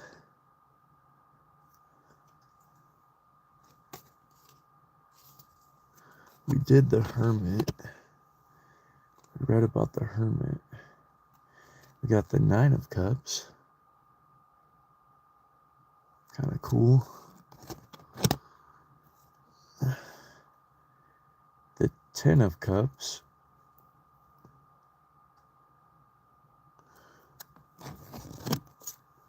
The Tower. And it is a media tower of TVs. I like that. You know what we're going to do is we're going to go ahead and stick that over here. We have the Nine of Wands.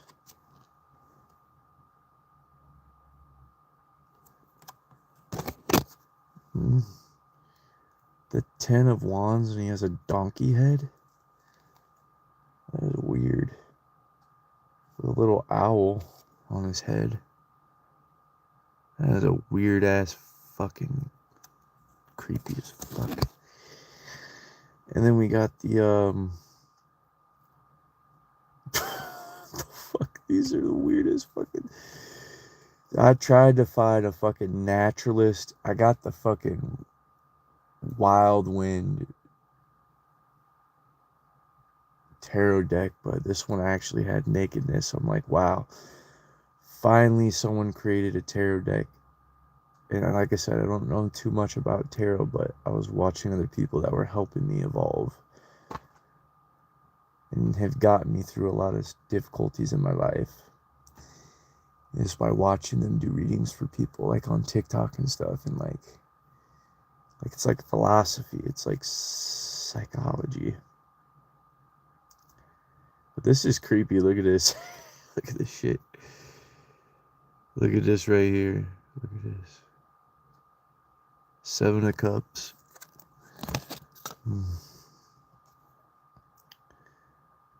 The Six of Cups.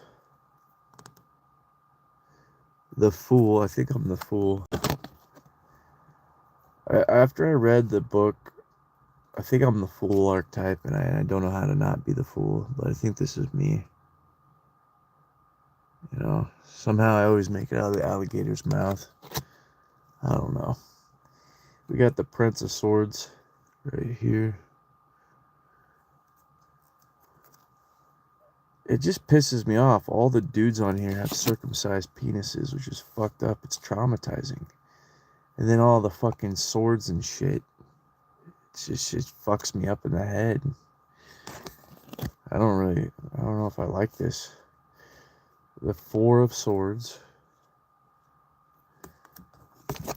The Five of Swords. The Six of Swords.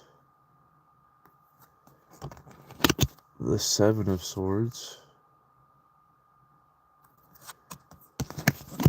The Eight of Swords. I don't know why I was so infatuated with swords back in the day, but I'm not that infatuated with them anymore. The Nine of Swords. Probably because I can't swing a giant sword, and that was my workout. Oh well. The Ten of Swords. The Queen of Wands. That is a creepy one. She's sticking her tongue out, though. She looks possessed. But here's the deal. Yoga is actually when you stick your tongue out. It's actually, she's holding the snake. So the snake is like your spine. When you do some yoga and some dancing, you're stretching out all the muscle chains that stem from the bottom of your feet. And that's why I love this deck, because they're actually naked. They're actually barefoot. They're actually connected with nature. And a lot of the things that Christianity calls demonic is, there's wisdom behind people being naked and sticking their tongues out and doing.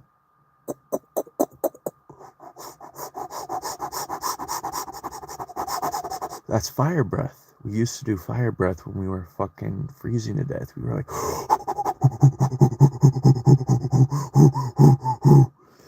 monkeys naturally do fire breath, and this is what UFC fighters do. It's fire breath.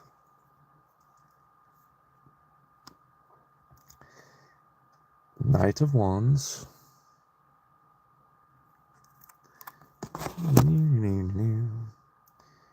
Oh, we've got Death. I need to work with this card more. I don't know. I don't know if I even believe in using a death card. I'm going to call it a transmutation card, because but yeah, we have death. But like the death of your old self, but do you ever really kill your old self, or are the memories always stored inside of you somehow? I don't even know if that's even really quantumly possible, that card. We have art. Oh, I like this. I like that one. That is creepy. Country songs sound like genius. Genius. What was all, that's what all country sounds like, genius. Wait, what? No, sorry, I forgot what you said. You got to tell me they sound like genius. You got to tell me, because I've hit my head over 10 times, and I can't even, I have ADHD, and I don't even know what you were corresponding your comment to. So you got to tell me, because I'm confused. I really am. Are you just bringing up country? I wasn't even talking about country songs. So is it one of these? Art, death, foolishness, tower. All right, we've got the devil. And thank goodness he has a fucking erection. The only creature in the whole... all the humans have limp dicks, but the devil has an erection. And it's a goat erection. Again, for the Christians out there who be drinking that the 7 C's full of haterade and want to try to shun me and all that bullshit. I don't really believe in Satanism. I don't believe in Christianity. I don't believe in Hare Krishna. I went to the Hare Krishna temple fucking 4 months ago. I just believe in the universe, and I just study different things, and we just so happen to be looking at tarot cards. But what I like about it is that his chakras are he has no shame. When I was a baby, I used to just pop chubbies all the time, and up until I was 10, the wind would blow and I would have my heart on. There was nothing sexual going on in my mind, but my chakras were fully aligned. Well, to the best of their ability, seeming that they chopped off my penis skin as a child. But I do like that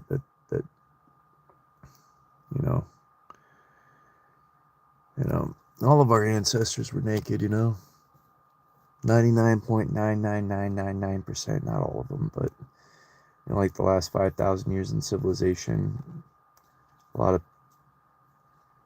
you know, priestess, but there was a lot of civilizations that were naked. Priestess, I just, I'm pissed off. I've hit my head a lot too and have short-term memory loss and major ADHD. We're fast processing. Yes, we process fast. Yes, we process fast. I agree. I'm trying to ground in the processing. But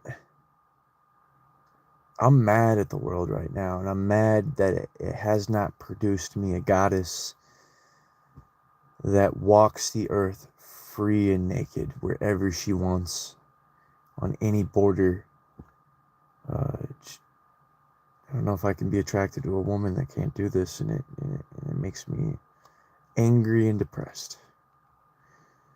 What am I going to do about it, though? Empress. We have the Empress.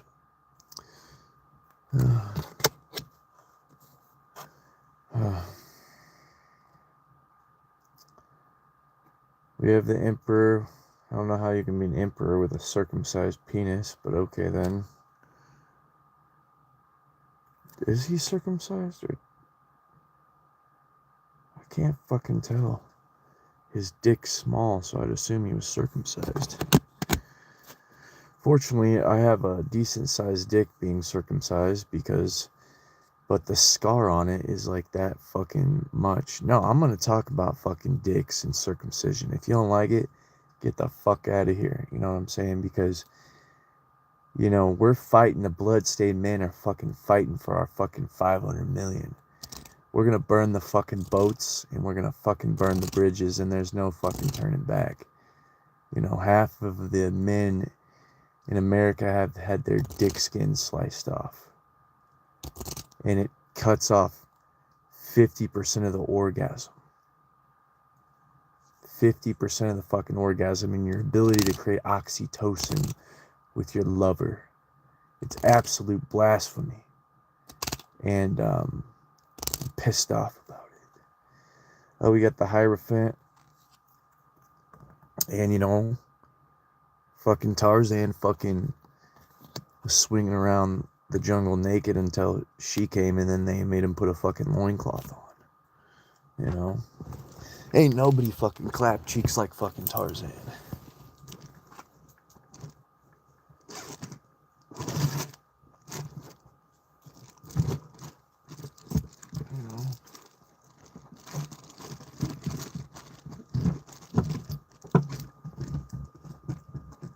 God damn, my fucking battery's dying.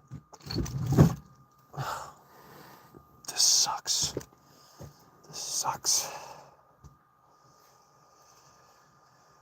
Okay. All hail the 240 watt phone charger. This thing charges my phone fast. Okay, I don't know how we're gonna prop this up here, but there we go. Yeah, and that's what Santa does.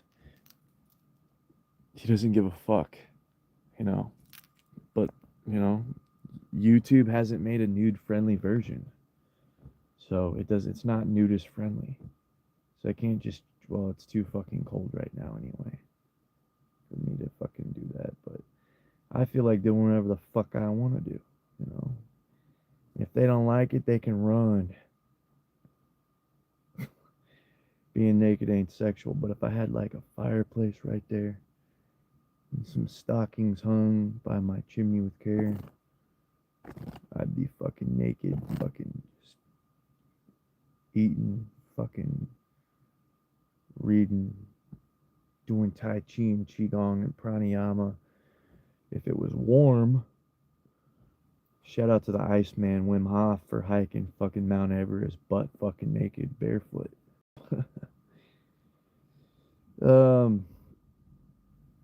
The guy that was able to triple his white blood cell count through pranayama, in only fucking 10 minutes. They injected him with the toxin. Everybody else was throwing up, and he would just did his breathing technique because he's a fucking ancestor. Wim Hof is a fucking ancestor in the modern day. Yeah. Oh, I love the artwork of this. Princess of Wands, check it out. I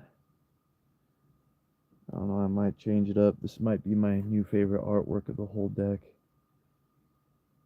Oh, she's standing on a tiger that she just slayed. That's fucking sexy. I'm gonna put that in the pile of one of my favorites. Prince of Wands. Oh, my comments are disappearing. No, they're there. What's up, Helmer Fudd? Helmer Fudd. That fucking wabbit.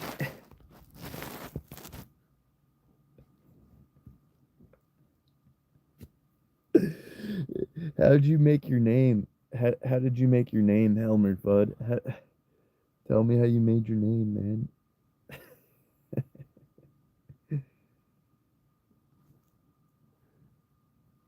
Oh, my bad.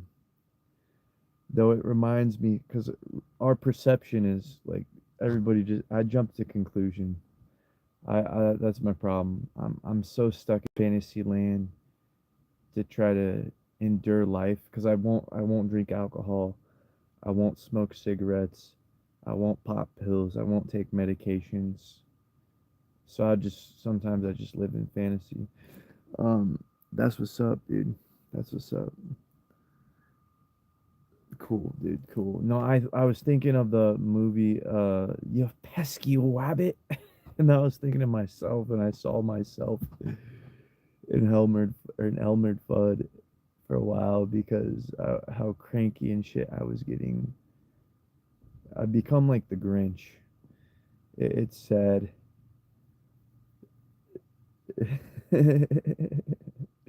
But I'm trying, we're trying to alchemize that. When I was younger, I was always looking at adults and I'm like, I will never be like them. They're fucking fucked up. All these adults are fucked up and they're trying to fuck me up. I'm gonna be happy as fuck.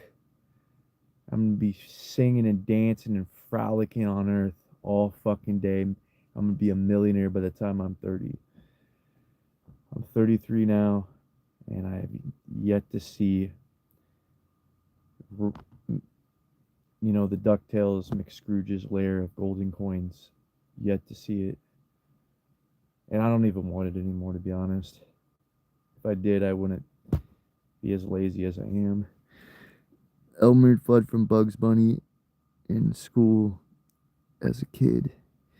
How old are you?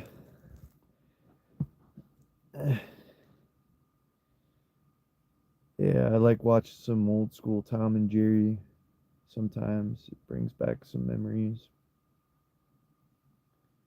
Yeah. 37. Oh, okay, okay. Yeah, you're not too much older than I am. Yeah. How are you spending this Christmas? I'm kind of lonely this Christmas, not gonna lie. Yeah.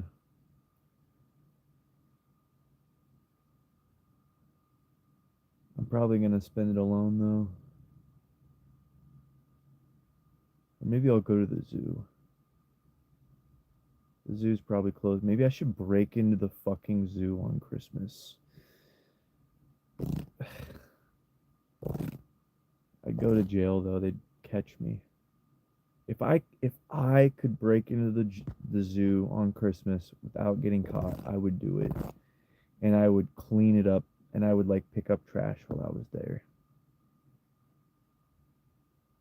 And I wouldn't break in, I'd sneak in so I wouldn't destroy their property.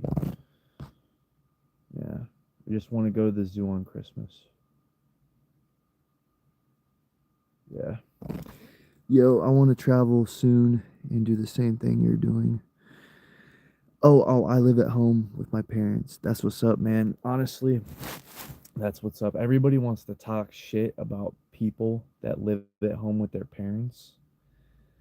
I wish I had parents to live at home with. Um, the cost of living is so far up. The Italians, in Sicily, they have three-story houses, and at the bottom is the grandparents. They got the bottom, and I think they have the youngest people up top. Or no, maybe they put the youngsters down below. I don't know, but they figure it out based upon how rowdy the youngsters are. You would think they'd want to put the youngsters at the bottom. I think they'd put the I forget. I forget. Yeah, I want, just came into a little money. There you go. Hey man, to be honest, check out this guy. He's an old bearded guy. He kind of looks like Santa Claus. Look up the bearded camping guy. I can't remember his name, but he also does a philosophy talk with a younger gal on a different channel. But he's like one of the original van mans of TikTok, and he's like a really cool guy, and he shows you how to get into vans at a really cheap cost. I would recommend living in a van. I'd recommend investing in a van that you can stand up in because your health is going to suffer if you don't. The spine, um, the spine, not being crunched over, it's just really bad for you. And I started in a Prius because I was watching the guy that was traveling in a Prius, and I had tons of money. And I was able to go from here all the way down to Mexico for like $200. Drove down there straight 24 hours, but um, yeah, if you can get your credit fixed through a credit repair company and get an electric van, uh, you just have to wait for it to charge. Yeah. Yeah, make sure 100% that. Yeah, anyway. Um, I don't know where Helmer. Where'd you go, Helmer? Helmer, where the hell did you go? The fuck, man? Asshole. Nah, whatever.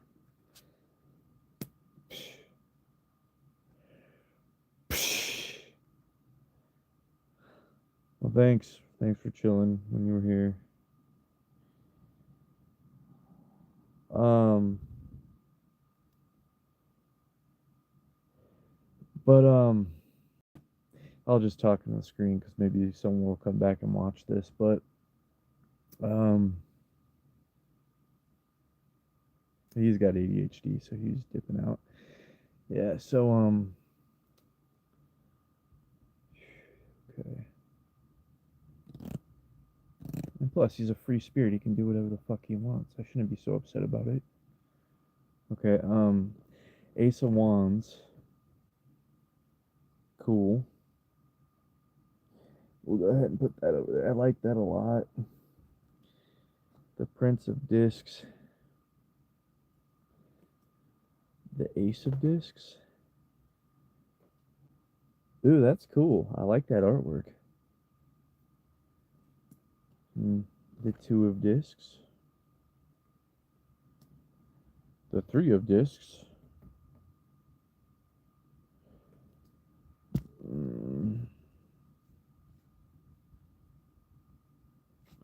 The Four of Discs.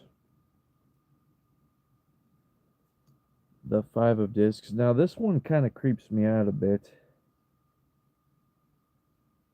Not gonna lie. Not gonna lie. Because it's got that fucking Satan symbol and shit. And I think they drink blood. I don't know if it's true. But goddamn, this dude's got fucking. This dude is having a bad time. Look at this guy. He's got fucking all types of fucking diseases and shit. That's what happens though when you go to the dark side. All the fucking villains that are like the worst, they end up looking fucked up.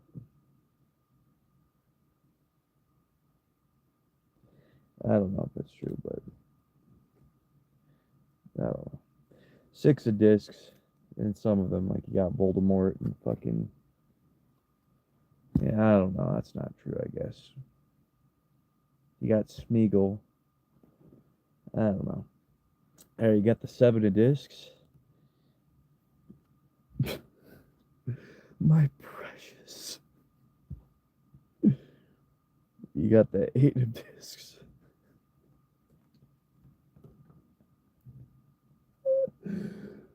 Oh my god, that fucking dude's fucked up, man.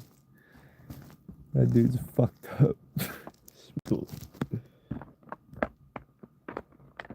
Oh yeah, that's what we watch. We watched The Lord of the Rings a lot too in those places. Yeah. No, not a lot though. We watched it sometimes. Yeah. We didn't watch that one. Oh yeah, we watched Blue Streak. We watched Longest Yard. We watched what else? Yeah, Adam Sandler. Um, we watched I don't fucking know. Wait, Bad Boys 2 with Will Smith and Martin Lawrence. Yeah, we watched those. Those are fucking hilarious. Alright. Alright, so we got the Ace of Wands, the Princess of Wands, the Hierophant, the Empress, the Devil, the Art. Let's do the Art. I'm feeling really called to the Art card. Because I would like to be able to make a living in some type of artistic manner where I don't feel like I'm fighting my soul and doing something that isn't really me. Like I've been doing for most of my life. When I was selling Kirby's, I was acting in the house, making them laugh. Um, that was my thing. I don't really know if I want to be a comedian unless they let me be a naked comedian, then I would do that. Um, I ain't got much to show for it anymore, but I'd like to get comfortable in front of people when, in a way that I'm not sexualized like I was when I was a stripper. That would be legit. I don't know. I mean, it's a lot of good attention that you get. You know, it's like happy, excited energy that's you're absorbing from everybody that you're exciting when they're cheering and partying and going woo. But you know, I don't know. I've just become kind of a hermit. I don't know. Just people. I don't know. Become a bitter man. Also, I just don't feel like I'm sexy anymore either. But I didn't really. I don't know. I was always I was introverted as a stripper. You know. I don't know. It was just too much. People were too much. Like if I could have made the same amount of money on stage and not had to do all the fucking lap dances, fuck yeah, I'd go be a stripper now. I'm pissed off that I couldn't jerk off on stage. You know, and they wouldn't even let you pop a fucking boner. They wouldn't even let you get an erection. How fucked up is that? It's fucked up. Anyway. Cosmic Eye, see sparks crackling. art is a foot on the globe. Every job, it had its fucked up limitations. And it's just like, I was like, why can't I get a fucking boner on you? Well, because then they're going to find out you want to like women. So you're telling me, so it's hard to say if this was at a gay club. Most of the dudes were taking home chicks. But there was definitely gay dudes there, and I think there were some bisexual ones. And I was doing some stuff. Don't take me wrong. You know, like if somebody pays me $1,000 to dance naked at a party while they're fucking each other, I'm down. I ain't about to turn down a G. You know what I'm saying? And you know, it was kind of exhilarating. You know, I wasn't like too into it. You know, but I was like, wow. They were looking at me. You know, they were jerking off. They were fucking people while they were looking at me dancing. You know, I was happy and joyful just dancing. It was lit. I I I will beat my meat off to just about anybody, you know, on the internet, but when it really comes to like getting connected with people, I'm a little bit different. And that's why, you know, I've also looked into polyamory, but here's the thing, I've had 3 different relationships. Like we are polyamorous. How can you love deeply more than one person in life? If I were to have stayed with them and they would have stayed with all their ex partners, we could have had a fucking mansion with a fucking pool.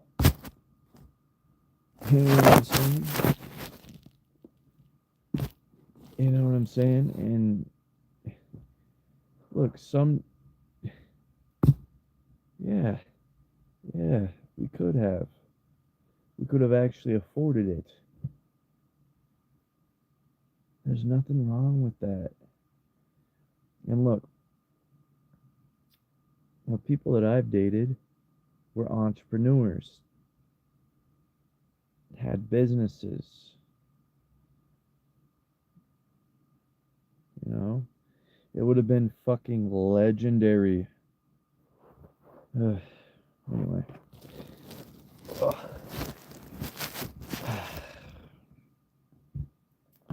Oftentimes people fall apart because they get bored, but they always miss their lovers. They're just craving something else on the side. Then it all gets fucked up. Hey, welcome back in. Is it Helmer Fudd? Is it Helmer Fudd? Alright, I just drew. It wasn't Helmer Fudd. He dipped out. Okay, I just drew the art card.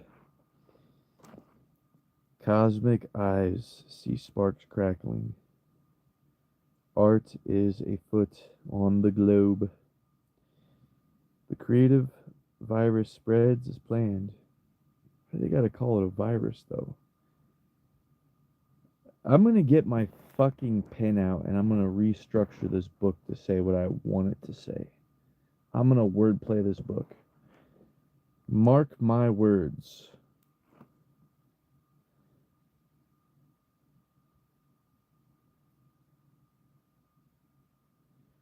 Visions erupt with desires as primal as hunger. They demand expression. More sparks, ever more crackling. Art art begets the rainbow we create when connecting our creations to the all. Art is the harmony that results from the unity of opposites. It is the explanation of mysteries like the whole is greater than the sum of its parts that surrounds us as artists. Through each creation, the cosmos reveals a little more about itself. Art is one of the primary purposes of the human experiment. It gives our lives meaning and depth. Art flowers, art bridges, and ultimately art communicates the intimate complexity of our experience. Living is an art. In the card, the alchemical combination of fire and water. Okay, I can see that. There's fire and there's water. Fire and water.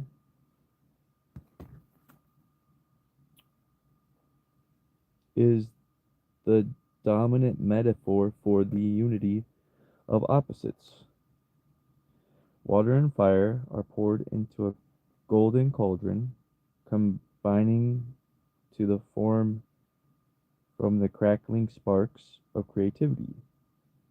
An eagle headed figure, symbol of the water sign Scorpio. Okay.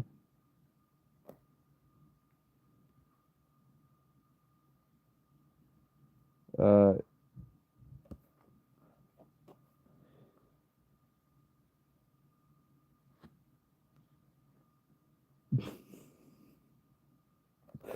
I just lost my train of mind.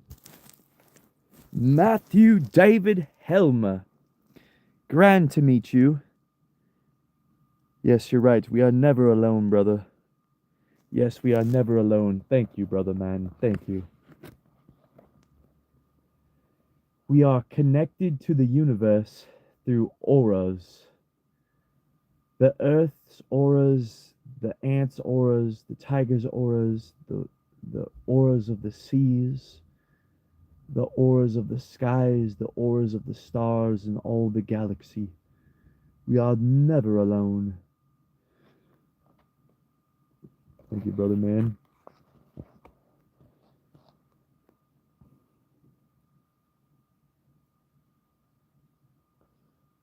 I don't know why Monty Python. I'm speaking. That's another one that I fucking watched. Monty Python. The Holy Grail.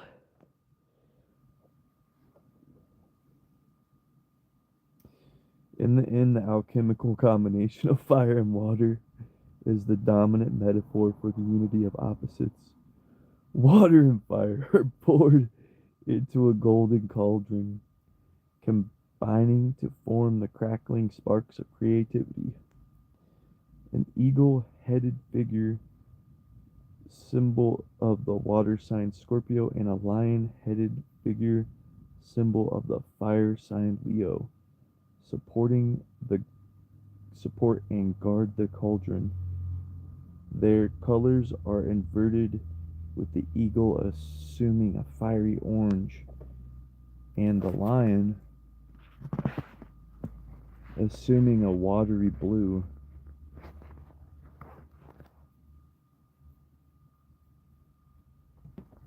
Yeah, that's cool. And you can, and I mean, this is just what they're painting. You could make it however you want. The inside of the cauldron could be fire, and the bottom could be water. I guess you got to heat up the cauldron, though. That wouldn't make sense. I mean, but the lion could be the fire and the. I don't know. Maybe I don't understand. Maybe there's a lot I don't understand. I think it's like people put ideas into things and gave them meaning. So I don't want to like recreate the process of what someone else was trying to put meaning on. I don't know. I don't know too much about it, but the cauldron they support on their backs represent the mind, body, locus of creativity. Now that's lit. It combines the eyes of the eagle with the mouth of the lion.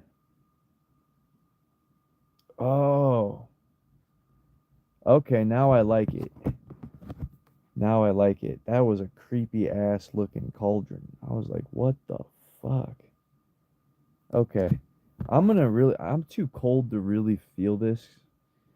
I'm just speaking.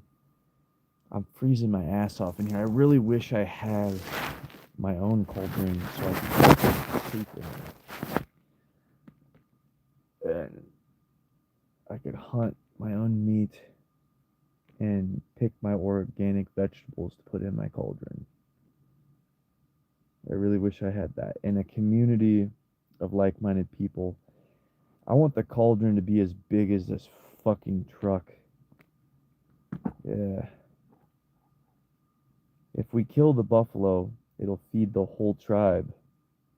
We're talking 100,000 people. You know? Yeah.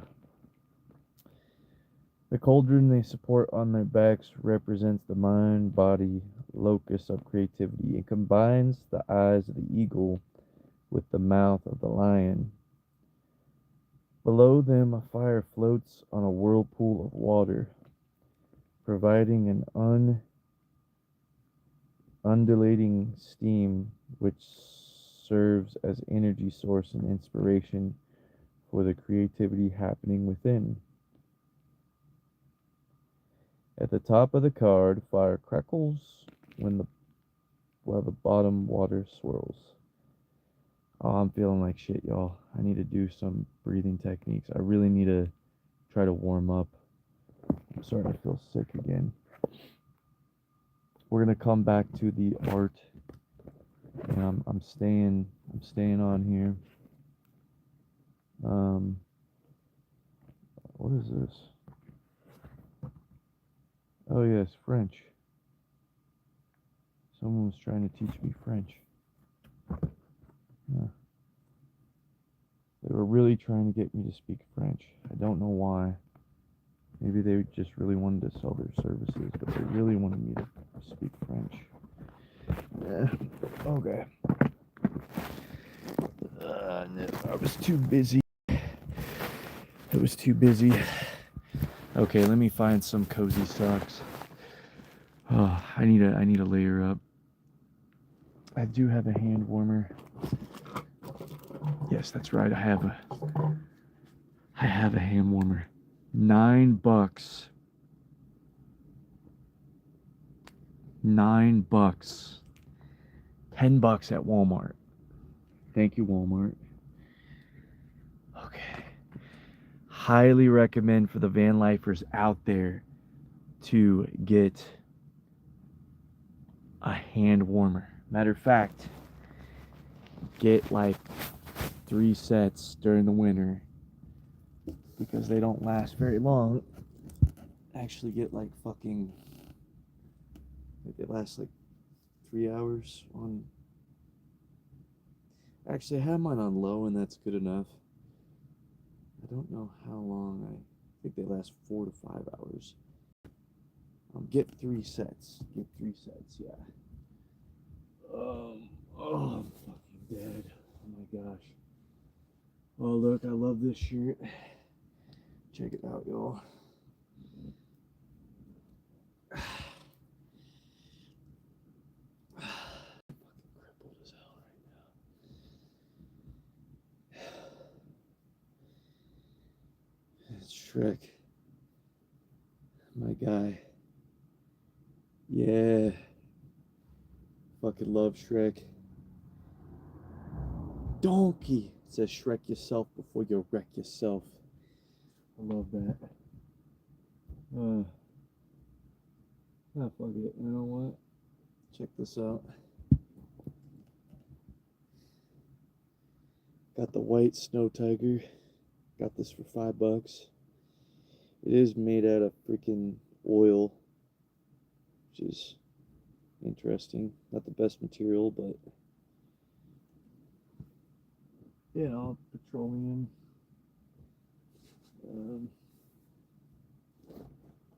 It's cool though. I like it. It's when my chi is like really charged during a summer day. It's actually porous and it lets the air in.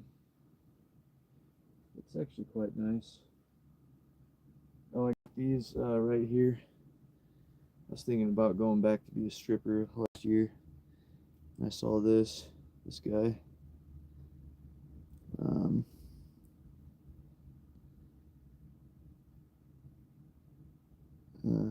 From The Simpsons. He rips his shirt off. I don't know who this guy is, to be honest, but there he is. I never actually watched The Simpsons, but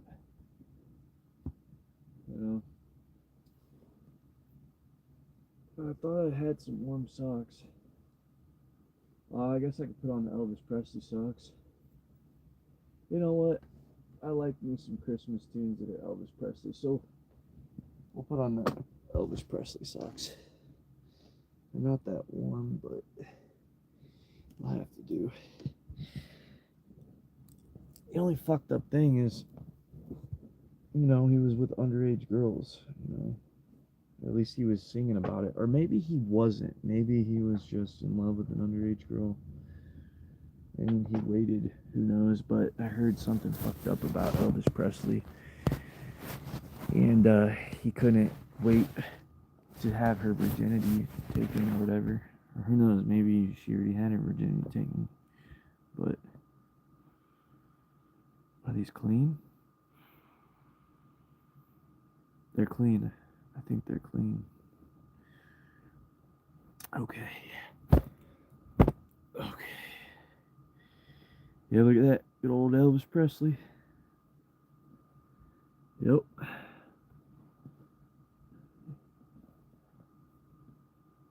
Yeah. Damn, if I had a tan like that. Damn. I'd be able to chill in the sun a long time without even have to worry about being ultra hydrated. Elvis Presley, my guy. He just had a lot. He had a lot of good. I only know like 2 of his songs, but I can't even remember them. But I had downloaded like 2 of his songs. But I listened to songs on autopilot, on repeat. It was a love song by Elvis Presley, and I used to sing it. And I also like that Blue Suede Shoes, you know, one. That was a good one. Oh, I just fucking destroyed my balls right there. I never could understand the skinny jeans people. You know, and I never got that. Fuck. Damn. I smashed them. Okay, we really need to get this situated here. I'm doing my best, y'all. I'm doing my best. Alright, what are we gonna do now? Alright, we're gonna put that right there.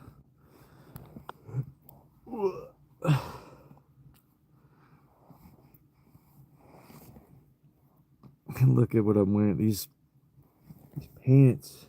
I used to wear jabots. Oh, I've got a hat. Hey, look, I've got the Santa Claus. Bought this last year. I know I'm not even fat. I love Santa Claus. I wish I could be Santa Claus at the North Pole. Actually on the beach, but oh, be lit. Santa Claus is so lit, y'all. Let me tell you why. Because, and the funny thing is how people that believe in God from the Bible get mad at people who believe in Santa Claus. There's no difference in my opinion. I mean, if you could believe in a Bible, you could believe in Santa Claus.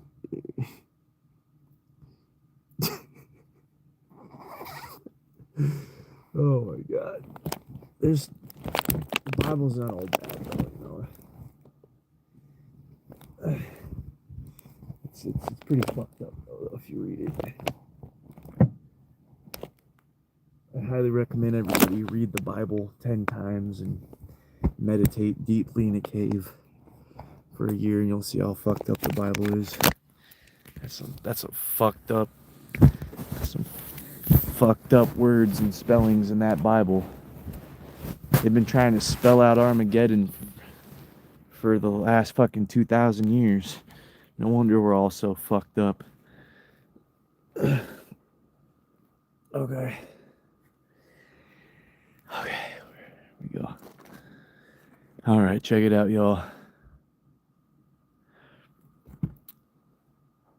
Okay, let me put my ancient man, ancestral, tribal thing on.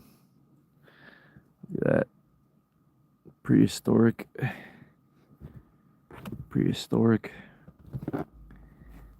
Prehistory, man. Prehistoric.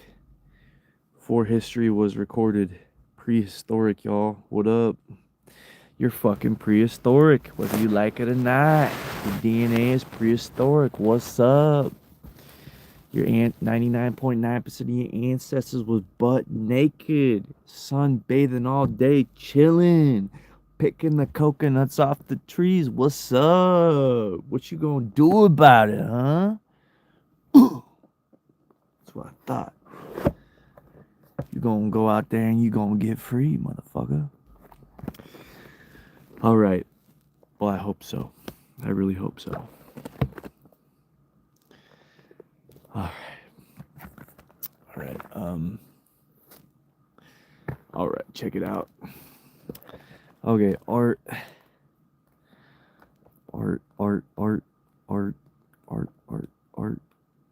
Okay. The art in the card, the alchemical combination of fire and water, is the dominant metaphor for the unity of opposites. Fire and water are poured into a golden cauldron. Oh, where's my warm warmer? I made a warm warm, but I don't know where it's at. I need my warm warm. Where's my warm warm? My warm warm. What does that mean? Well, Friends of Freedom, pioneers of jungle love.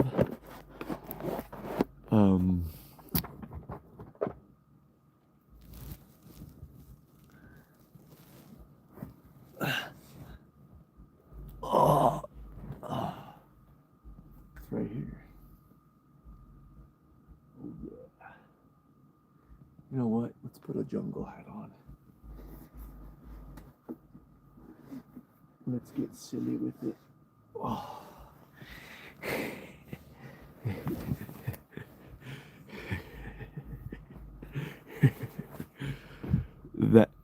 How about this one? How about this one? Ooh, I like that. That gives me energy. How about this one? It's kind of chill. How about this one? Ooh, I like that. That's actually a good Christmas one. Yeah. How about this one? Ooh, yeah. I've been having some strange dreams. How about this one? I don't normally remember my dreams. It's just weird. How about this one? I'm thinking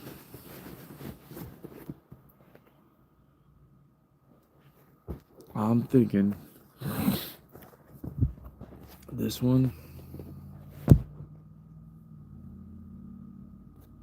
Now let's just go with the red. Let's keep it Christmassy. And it's got the sunset or the sunrise. Let's go with this one. There we go. That's what's up. Alright. I know it's not that Christmassy. I should have a Christmas hat. I was gonna buy one at the dollar store. I probably should. Thought I had one in here, but money is very tight right now.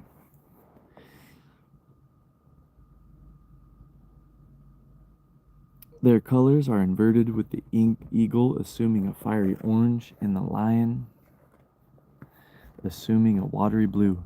The cauldron they support on their backs represents the mind-body focus, locus of creativity. Oh, let me warm myself.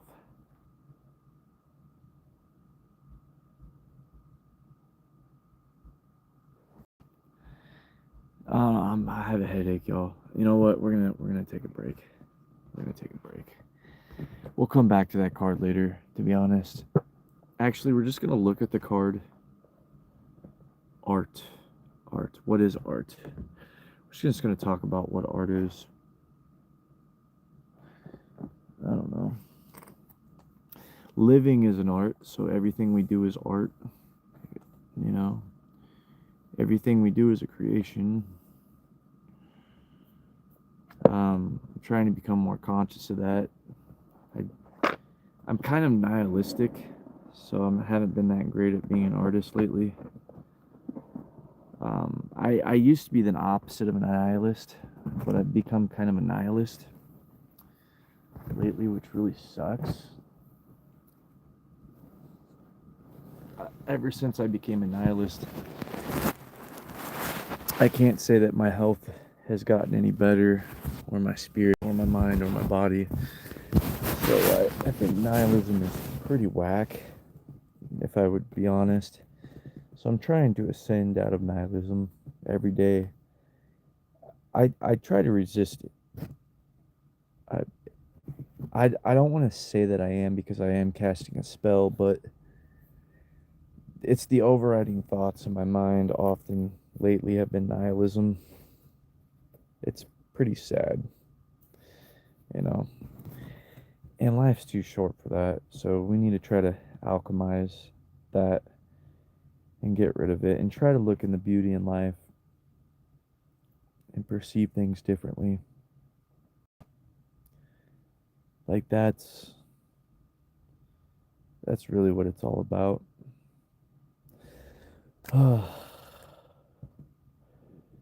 Yeah, that's what it's all about. You know, as children,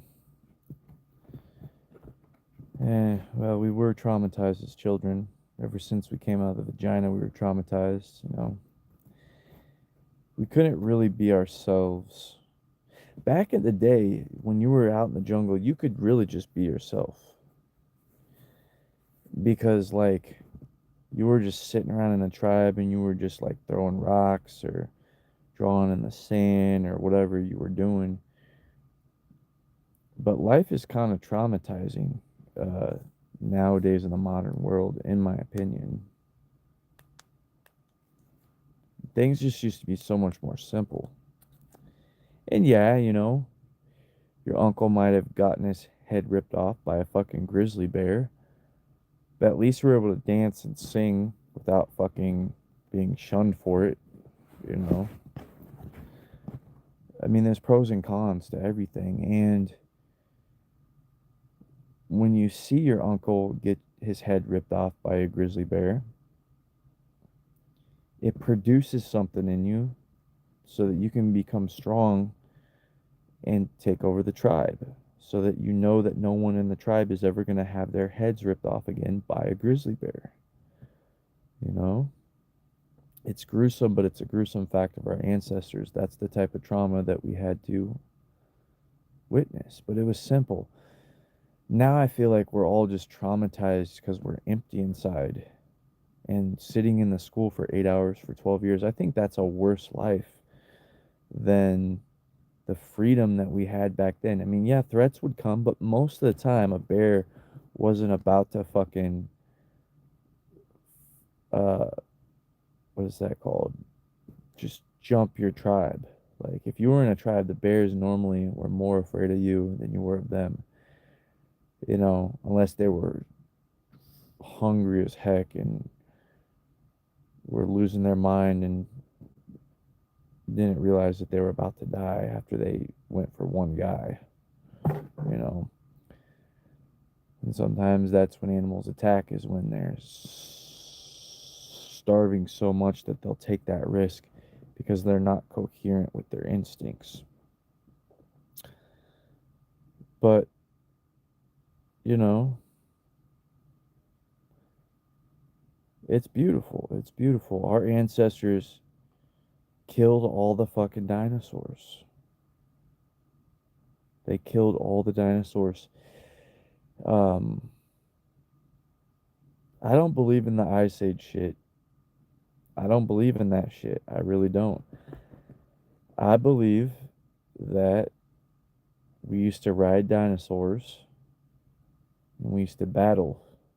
I mean, think about it. If you were living back then, would you not have done that? Would you not have made a dinosaur your pet? They can make elephants their pet. They can make tigers their pet. If you got all the time in the world, you can easily, like everybody back in the day, were tiger trainers. If you weren't, your chances of survival weren't that great. You were training tigers and shit. You were fucking training dinosaurs. Yes. Some of them you could not train. So you had to fucking trap their ass, make them, you had to fuck them up. So, like, we were like Mortal Kombat creatures back in the day, battling fucking dinosaurs, my guys. Like, we were healthy. We were strong. We were filled with fire. But now we're just cold and dead inside. Kind of feels like that. That's what I feel in people. Not everybody, not always in myself, but you know, what I'm trying to say is that maybe we could create a life where we feel warm inside through dancing and happiness. And it doesn't have to be fucking shitty all the time. Because, there's no T Rexes to battle anymore. So, how can we get that same feeling in our bodies? Well, first off, we got to heal ourselves mentally. Like me, yeah, okay, I was swinging the swords, but I can't do that anymore.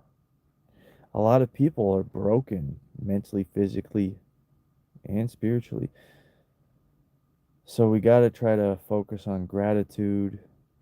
I really recommend humming and dancing as much as you can, singing if possible, really being grateful for good food and good friends.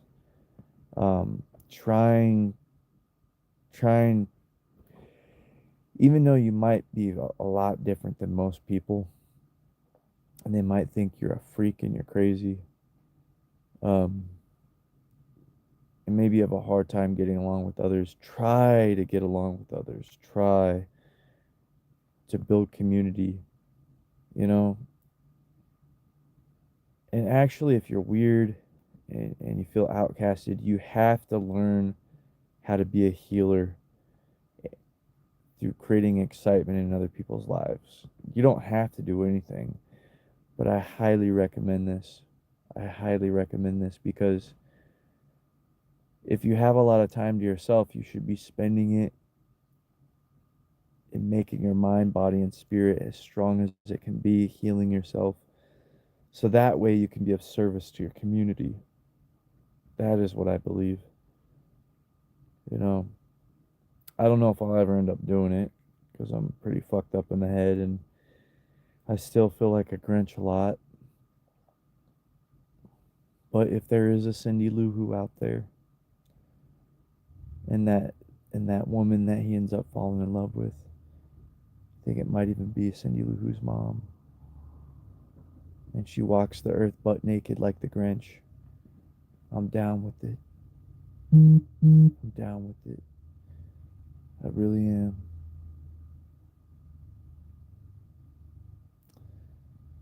Yeah, life is good. Life is good.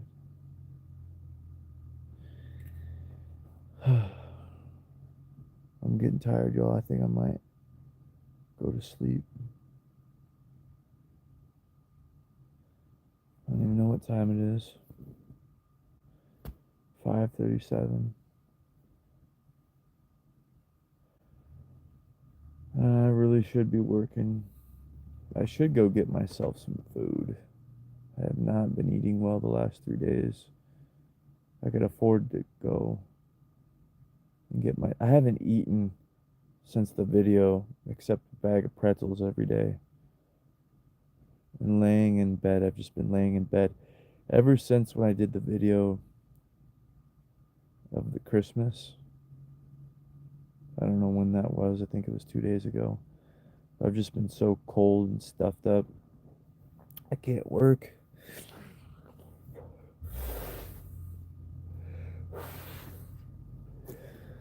I really hope those fucking lawsuits come through. The fucking lawsuit, man, because I really think I might go make myself a martyr. I might just put myself in prison. I'm really thinking about it, guys. But I'm afraid I'm not going to be able to just shoot him or stab him or kill him with my giant sword. I'm just going to fucking chop his head off. But I don't know who to fucking go get. I feel like they might have families. Maybe they could change. Maybe I don't want to throw away my life and get butt fucked in prison. I don't know. Actually, I only thought about it for a total of 5 minutes the other day when I said I was thinking about it. And that's premeditated murder. So I'd probably get the electric chair. If I were to do something like that, I would really hope that they would just make it I want to choose how I die. And I would hope that they would put me in a fucking thing with tigers and feed me to tigers. Because I would love to know that I'm nourishing an animal that's going extinct. It's only right. Look at this. Look at these beautiful tigers. Look at them. I'm probably not going to do anything because I have too big of a heart. We have thoughts. We have thoughts that come up sometimes. And, Luigi Mangione has probably put those thoughts in, half the population. Most people probably don't speak about it, but I have no filter. I have no filter. I'll talk about anything and everything. I should probably not do that. I'm supposed to be the positive heart space alchemist. Do what thou will as long as you're not hurting anybody else. That's the fucking golden rule. Do what thou wilt, but don't hurt anybody else. And I fail. I'm failing at it. I'm horrible. I'm fucking horrible. But the pain that I've had to go through, it's like some days I just don't know if I can even get out of bed. And it's like there's so many people out there that I know are struggling just like I am. And it's like, what if I could be fucking Batman, but like a soldier version of Batman that actually just fucking, you know what I'm saying? Like they hire soldiers to go kill women and children. So why can't I just take out an exec, and be martyred for it? I've thought about it. Now I'm probably thinking about it. We have a total of 10 minutes of thinking about it. And what you focus on grows. And that's why I was trying to tell the motherfucking elites. I was trying to tell y'all that we need to fucking take over the fucking elites for like a second. No, we need to take over the elites and then force them to put disco balls everywhere on Earth. I know it sounds like an anime in One Piece. It sounds like an episode that you put in One Piece or some shit, but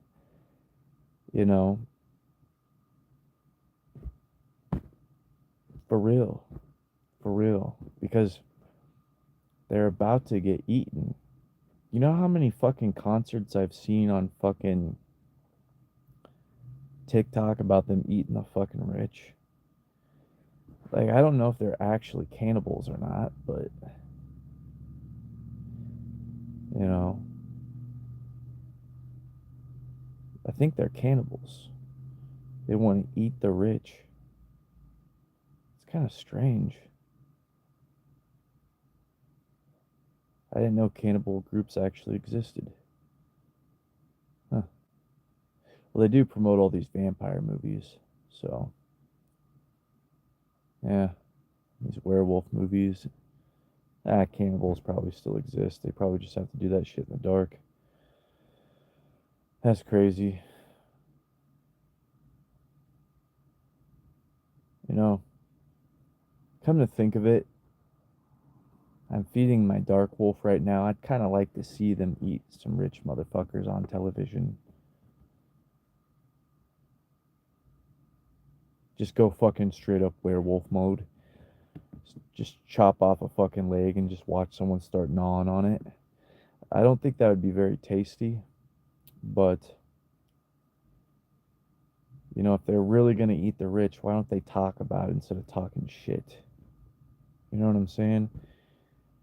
You know, but then again, I talk a lot of shit too, and I never do anything because at the end of the day, I realize that the rich people have this whole thing going the way that it's going, and if it all crashed, we'd be fucked because no one knows how to grow their own food.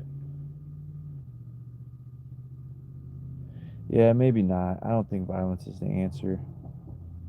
I don't think violence is the answer. Although the elites do think violence is the answer through the population, through wars and fucking whatever you call that shit, the fucking vaccines, sterilizations, you know, Georgia Guidestones. Yeah, damn, it's getting dark. It took a dark turn. It's probably because I need some sleep. I'm freezing to death.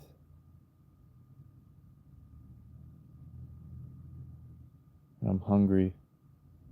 I'm going into savage mode. I need to eat some pretzels. I've got some pretzels for myself. Did I eat them? That's right, I forgot I was hungry.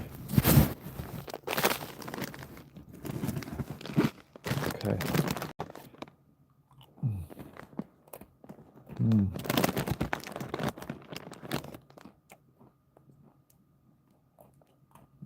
My body doesn't really want this, but it's something.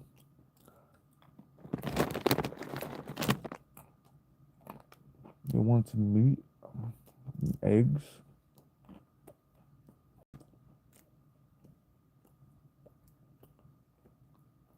Yeah,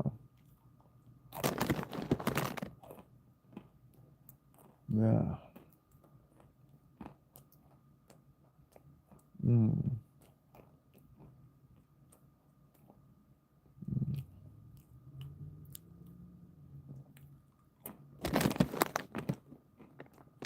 Potatoes.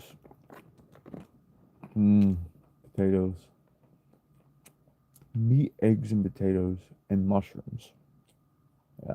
Mm-hmm. Mm. Mm.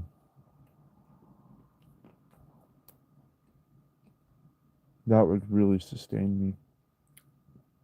That would put some warmth in my belly. I'd fall right asleep. Mm. I'm tired, but my body.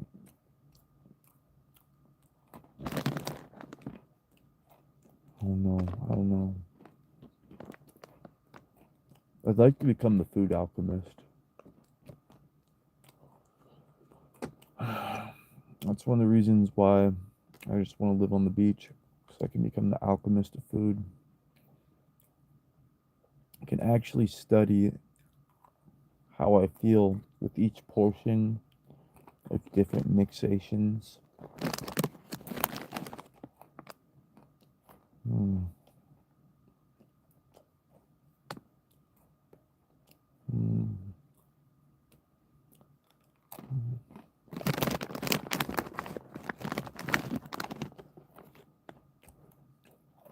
kind of just want to go raid the fucking.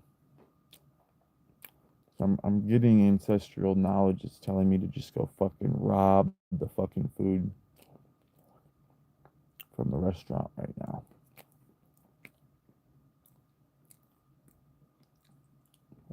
They can't afford to fucking pay for my meal.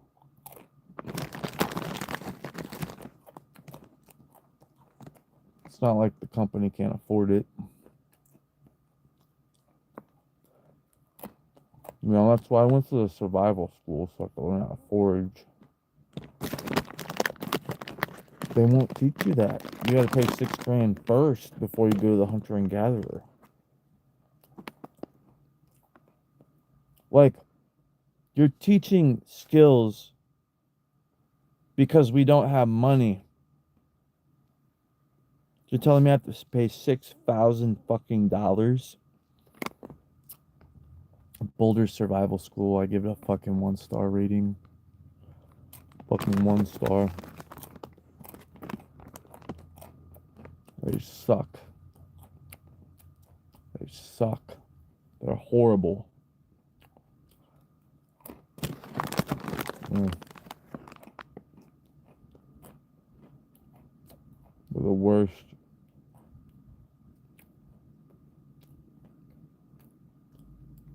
How could they do such a thing? I got lucky that I had a lawsuit clear for them forcing me on the pills as a baby. Resveratrol.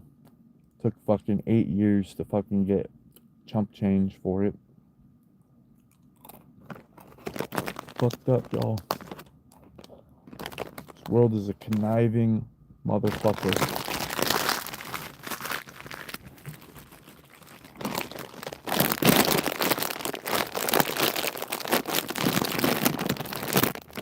The amount of shit that's been done to me from corporations and shit, it's just fucking out of this world. They chopped off my dick skin. They ripped out my adenoids. They probably gave me like a partial lobotomy. I don't know what the fuck they did to me, but they gave me a colonoscopy and then even put me out, and my asshole was being ripped apart at age fucking 9. I think they were doing satanic witchcraft on me, to be honest. They were trying to traumatize my body as much as they possibly could.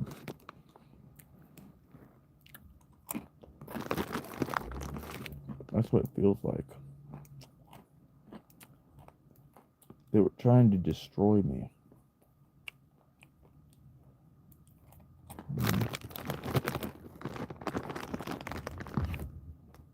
Mm-hmm. It's a dark world, y'all. Very dark.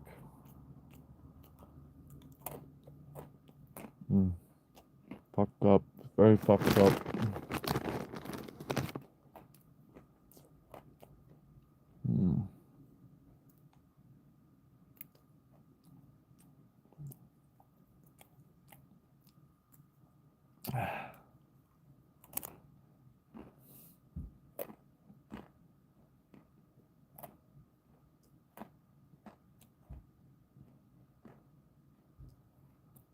I remember one time I got a hernia. One of those places I was at.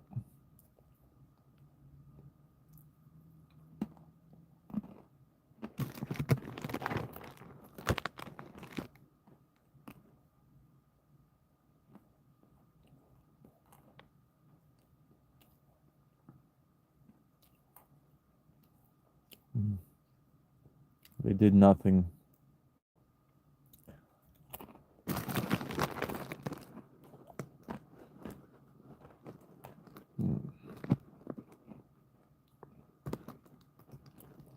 I should be able to sue for that, you know.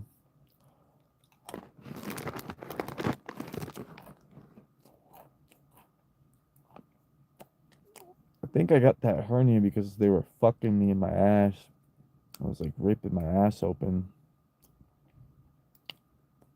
I got the hernia at the different place, though. I think that's what caused the hernia. Was when they fucked me in the ass and ripped my ass open when I was fucking 12, 13.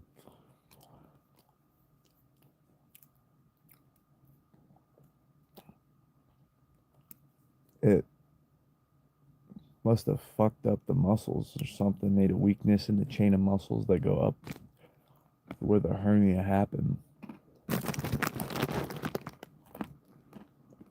Hmm. I should go get it examined, see if I can do a lawsuit. Or I should just go chop their fucking heads off.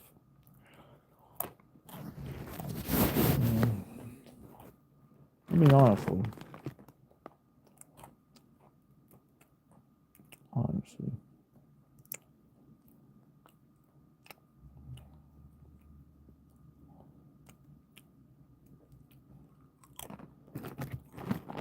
If they deny my claim, just fucking chop their fucking heads off. Go back to the people that raped me in those institutions. That was as a fucking child, where I was being raped, beat, and drugged. Just chop all their fucking heads off.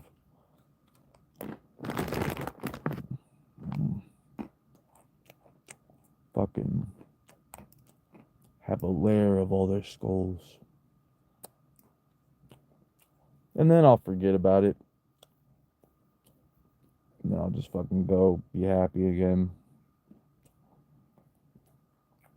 They need to make an anime about this. They really do. To scare the fuck out of them so they stop doing this shit.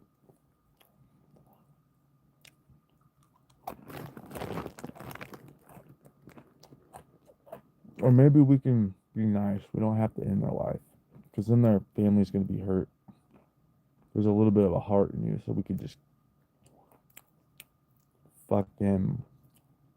Use tranquilizer darts on them, like from the movie Triple X that they played for me there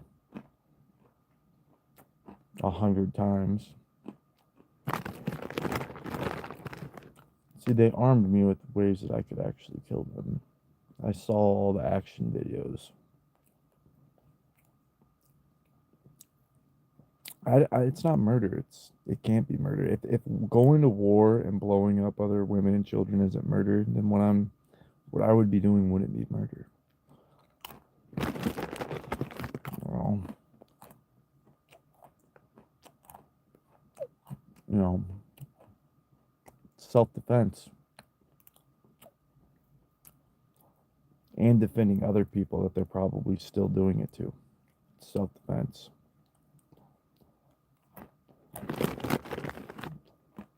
In any system that didn't stop that knew it was happening, that would try to tell you that it was murder, are all in on it. They're all in on it because the money is made in the system. The money is made off the tax slaves.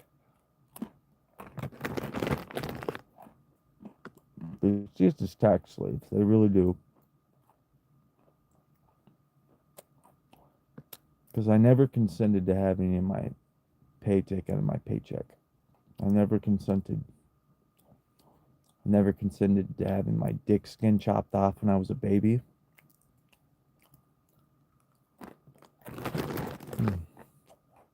None of that.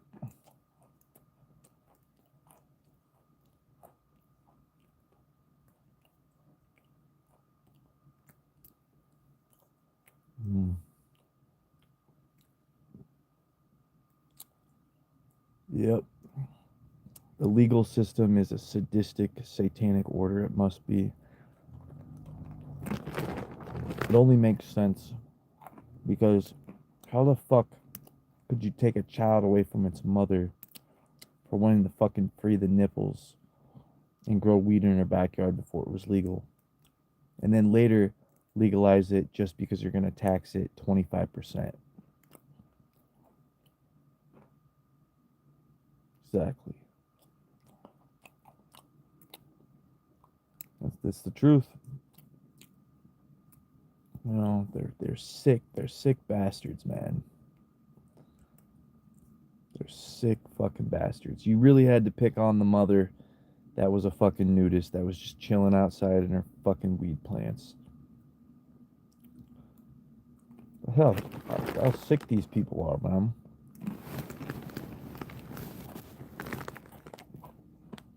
They probably raped her in prison. It wouldn't surprise me. They fucking gave her fucking shock therapy to kill her because they didn't want her going around telling the story of how she was had her child ripped away from her for a non-violent victimless crime. I mean, what would Batman do if he was in my shoes? Who who killed his parents? Did someone kill Batman's parents? Bro, there ain't no way that if somebody killed Batman's parents that he ain't gonna fucking end them. I just don't believe it. Maybe like the Venom. The Venom. Mm,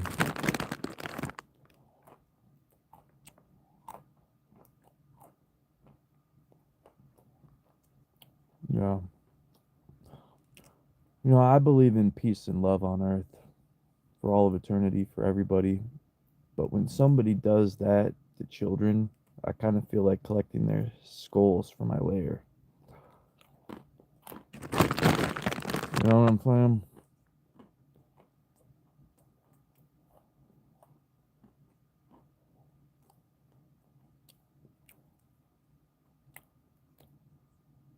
They're all bastards. Every goddamn one of them, they're sick.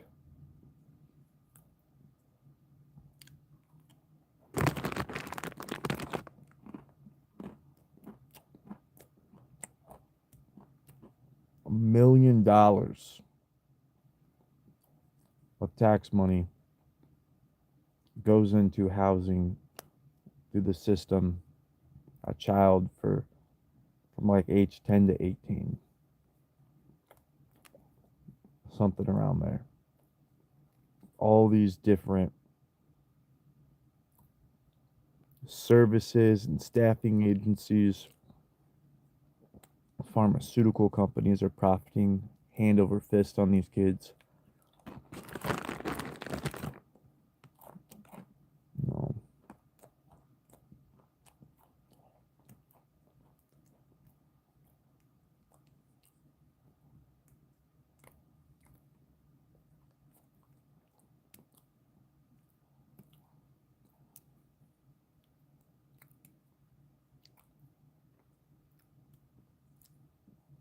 I mean, just this country will go overseas. It'll bomb the shit out of other people. It shouldn't surprise you that they're doing this to their own people. It shouldn't surprise you.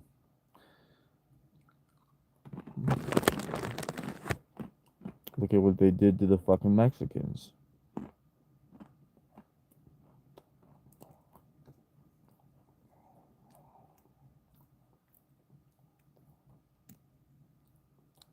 See the video where they fucking pushed the pregnant woman down to the ground and just left the kid there?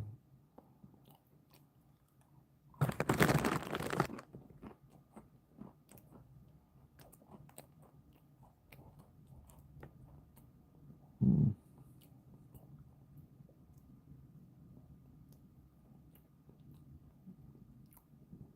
I'm just very angry about my situation. I have to think positive, though. I have to get out of this situation. If I had warm food in my belly, I'd be in joy right now. I wouldn't even be thinking about this shit. But I realize why I'm in this situation. Because I'm so fucked up from how much trauma is in my nervous system. You know, they're all fucking sick.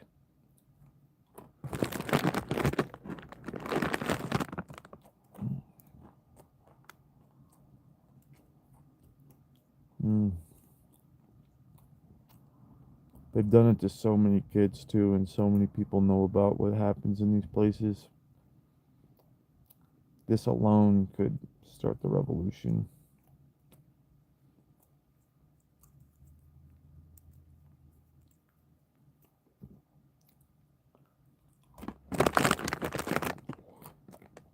I could never lead a revolution because I don't know anything about commerce.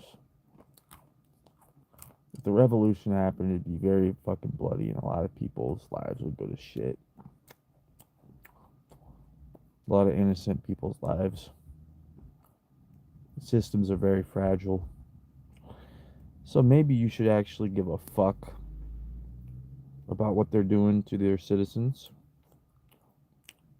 Maybe you should fucking start giving a fuck. Keep an eye on things, you know, because those are all the people that are homeless, that are criminals. They're so fucked up in the head, you know. I'm lucky that I've thought of stuff like this from time to time, but that I try to alchemize love. I try to feel the positivity right here. It's like you got two shadows, right? I'm lucky because I don't know, maybe I'm unlucky. Maybe I should dive into my dark side. Maybe I could become very rich from what they did to me. I think I'm worth at least a fucking $1 billion for everything that's happened to me as a child, having my dick skin fucking chopped off. If I was born in the right household,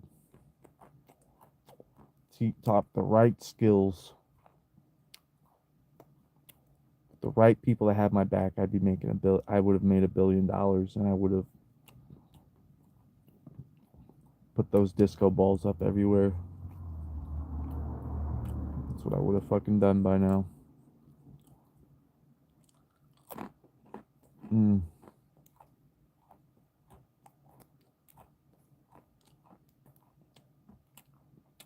Be a party on earth.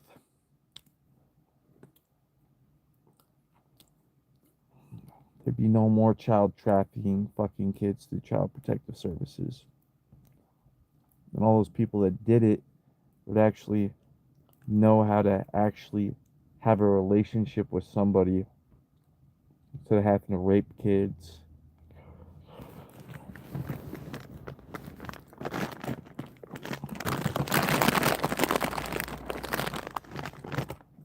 Mm.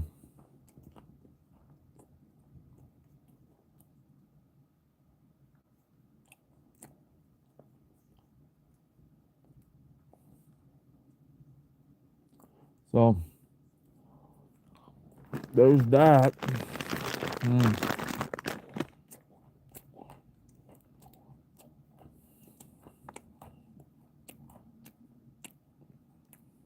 The person responsible is the system, the medical system,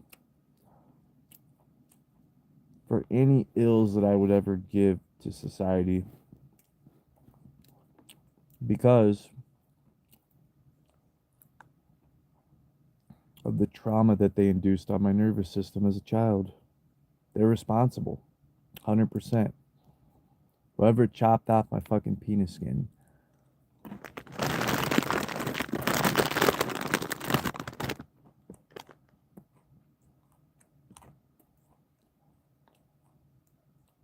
Mm. These bastards. These son of a bitches. Mm. Always listening. Always watching. But never doing anything to make things right. And to pay reparations to me. Mm. That's all you need to know, folks. Well, they could do the right thing and we'd forgive them. Like that. Instantly. Oh, you want to make things right? Okay. All right, cool. Yeah. May your days be filled with absolute joy, peace, bliss, and eternal ecstasy, unconditional love, and absolute vitality for all of eternity. Thank you.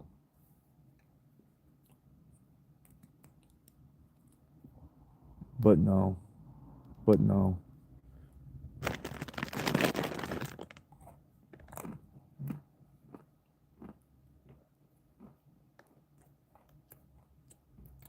Shout out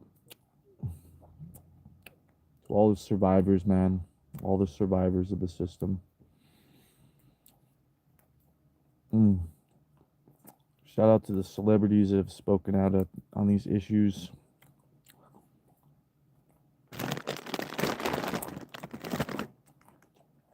You know,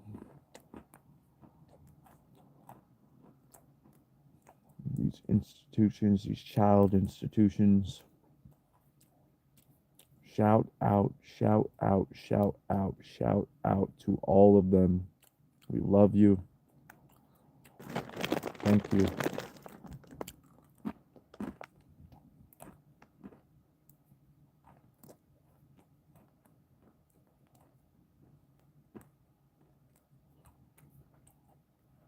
Mm. Mm.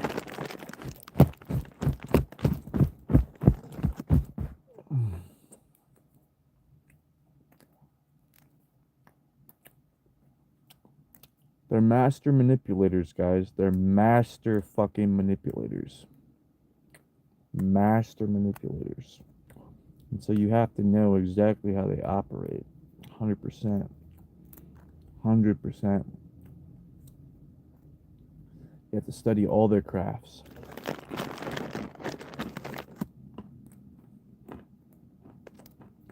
To know the enemy, you must know how the enemy operates.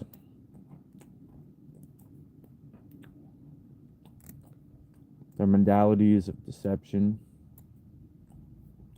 their tools of deception, all of it.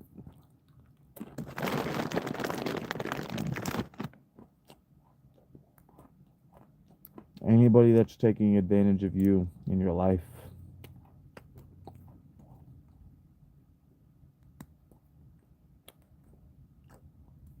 you know, Jesus said, turn the other cheek. They love Jesus. They love Jesus. They want to be narcissists till the end of time.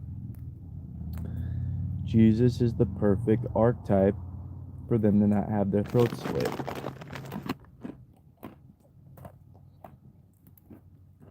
For the crimes that they've committed.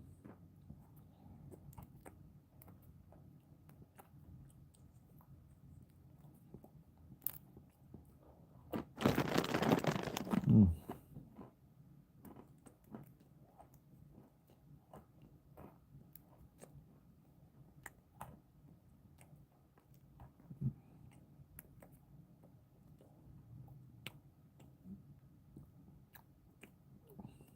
You have to learn from the darkness that they show you. You know, we're beings of light and love. We became this way for a reason because of the constant strife and the constant abuse by these different darker forces. So you can't run from your shadow. You have to face it. If something's fucking with your life and holding you back, and fucking with other people's lives that you love and holding them back, you need to make some type of resolution, whether it's non-violent or violent. The system is supposed to be set up to remedy issues. If the world wasn't so fucked up, we wouldn't need government. People weren't so fucked up. You know?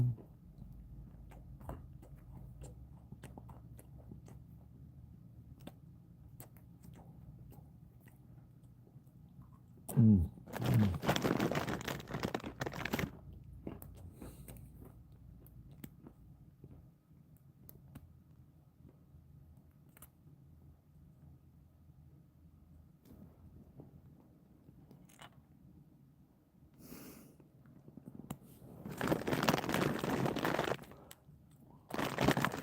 Mm.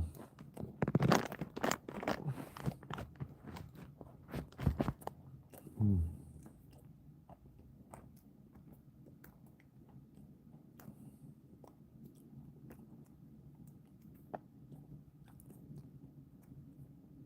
You know, sometimes I want to give into my darkness and raise an army of 150 million to smite these motherfuckers that did me wrong, and then turn them into joyful dancers that just dance for eternity and fuck the shit out of their wives and make them have squirting orgasms that squirt to the high heavens, and then make the land all organic so we're not fucking ingesting fucking pesticides all the time. Different potions that are put into our food, probably. So we don't have to be medicated.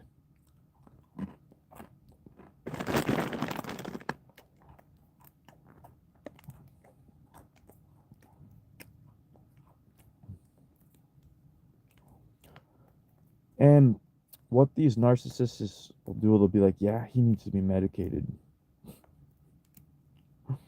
Those are the people in the system that are doing it to you.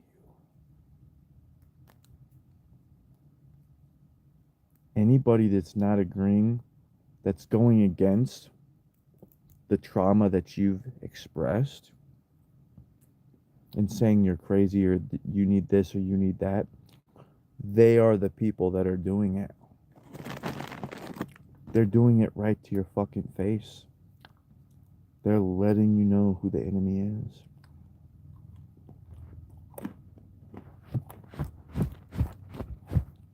Mm-hmm. Mm-hmm. So of being like, we need to get this guy what he wants and needs, that he knows he needs for himself to live a happy life of joy, peace, bliss, and health and vitality through reparations. Because, you know, that's genuinely his message. He wants to preach natural joy, peace, bliss, and eternal ecstasy, unconditional love, absolute vitality for all of eternity. Why wouldn't they give the reparations? No, they're like, nah, fuck them. Fuck them. But that takes away their natural joy, peace, bliss, and eternal ecstasy because they realize that these people, of course, they don't care. They did it. They're all Grinches. They have a little heart. I say we cut their hearts out. Can't even call what they have a fucking heart anyway. They want to fucking chop off our penis skins and steal everybody's fucking umbilical cords and use it for stem cells behind your fucking back.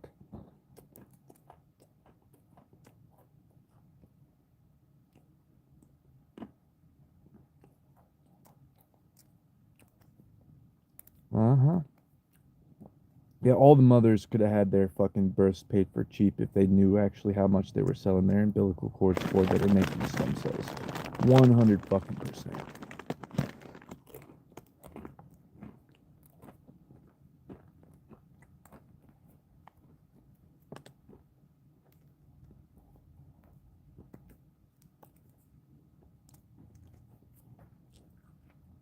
Mm-hmm. You know?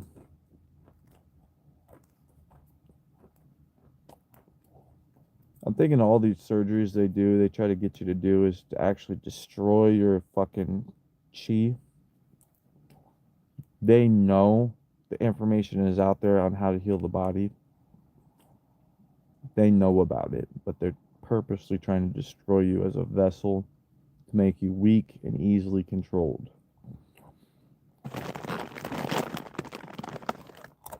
Mm-hmm. Mm-hmm. That's the facts.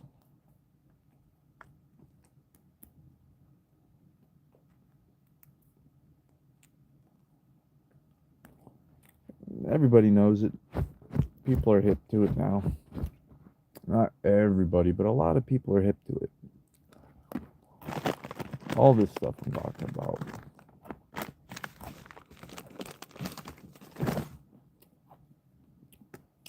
It's the whole Great Awakening thing, and then they try to say, oh, well, they're woke. And then they try to put something else on what woke is and steer the narrative. People aren't that stupid. Some people are super stupid, and sometimes they got me fucking forgetting until I actually have fucking time to myself, which is after I get injured. See, they fucked themselves. If the company would have just sent me to a true sports therapist, I would still be working and slaving away in the factory right now. Instead of having all this time, and that's so look, their greed is actually their downfall. They don't even see it. They don't even see it. What they need to do is move over to businesses that promote helping people while they still can. Otherwise, they're going to lose everything and they're going to be fucking hung from a stake. Burned at the fucking stake. That's what's going to happen to them.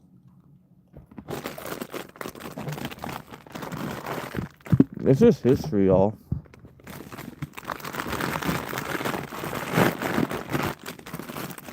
It's all history. History always repeats itself.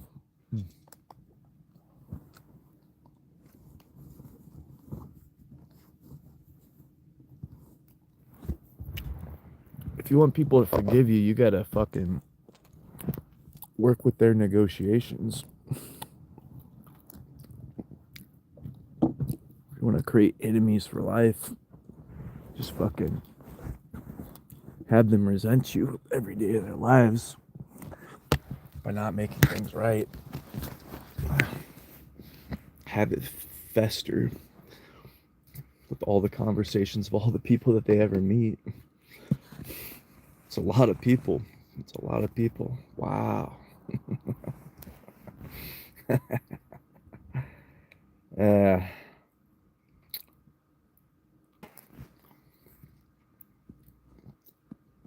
well, that went a little bit dark. So, that is what this is right here. This is the symbol of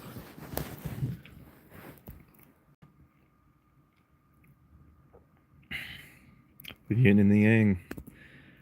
I put the tiger's eye as the darkness because you gotta. I like tigers. And then the ocean, feeding my white wolf really makes me feel like the ocean. It makes me feel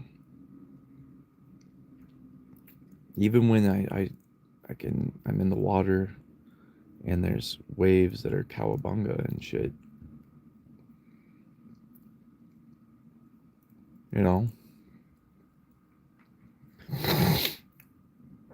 I love it. I fucking love it.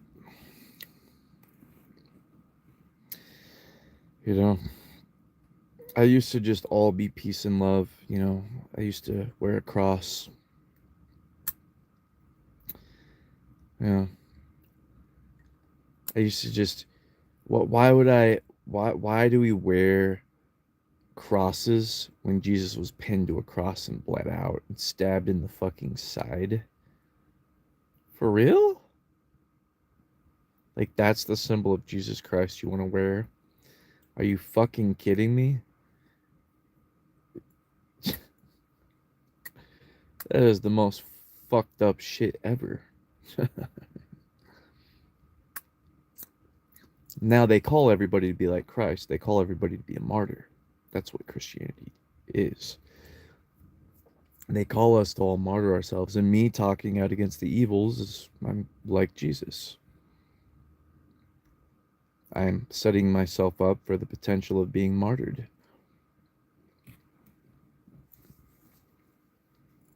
You know what I'm saying? That's the true teachings of Christ. That's what I get from the story. The Bible's fucked up. God is the fucking demiurge. 100%.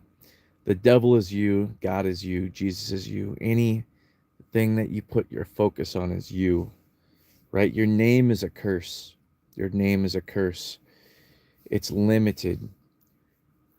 I am universe. I am universe. I am universe. I am universe. I am all. I am all. I am all. I'm connected. I am connected. I understand. I feel, right?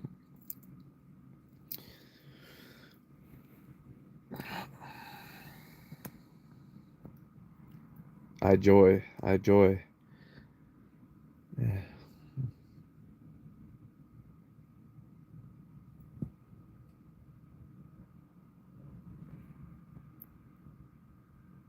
What up?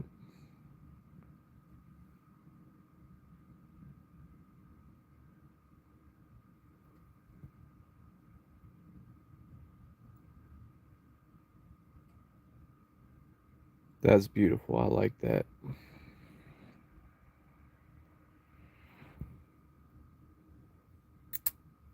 Let's do a little tiny little tiger's eye. What if I just became the tiger's eye? Would that be? That'd be bad for them.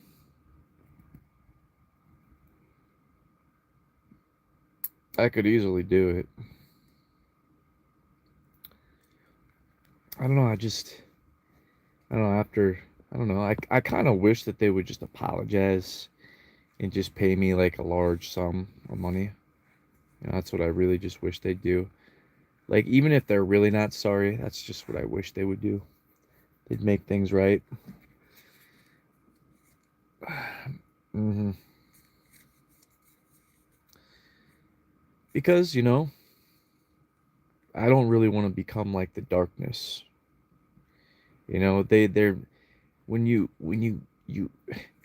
being in the light feels good.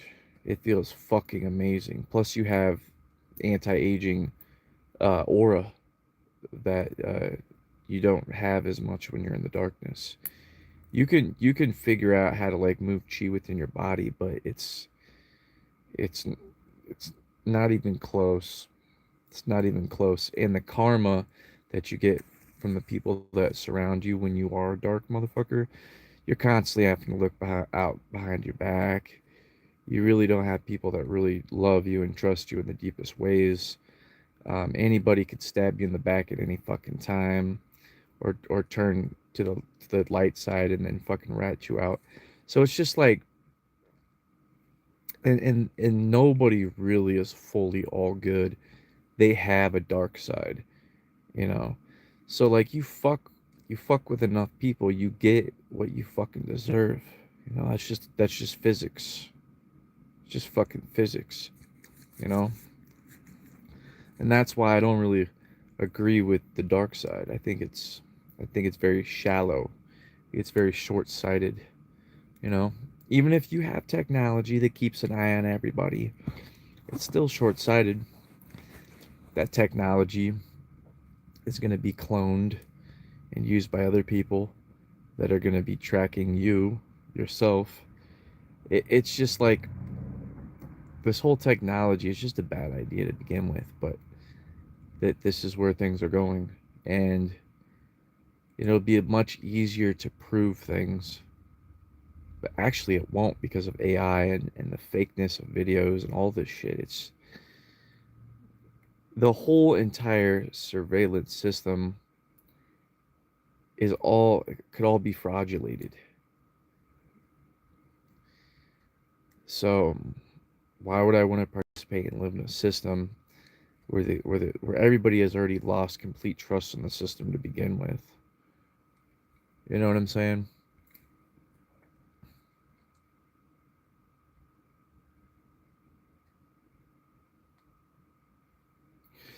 It's just a mess. It's a mess.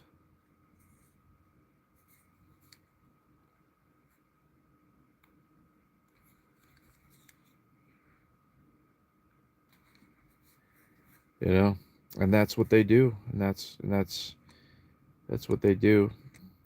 They falsify, you know, all the technology. all the technology. It's all fucking, it's not real. It's not reality. It's all illusion, you know? All of it. It illusions us. It has its place. It has its place. You can learn anything on the internet. Anything. Forever.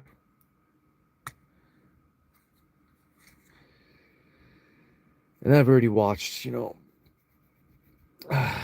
videos of how that have had like 300 views each, 300,000 views each that have talked about all these topics. And I don't have time to watch all the fucking videos on the internet.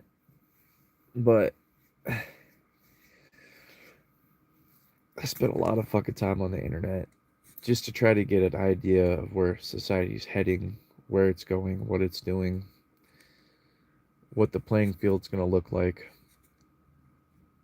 how life could shape uh, globally, um, here in this country,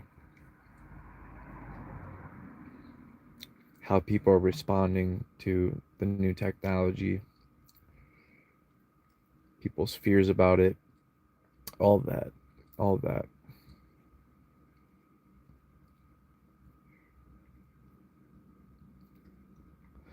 So,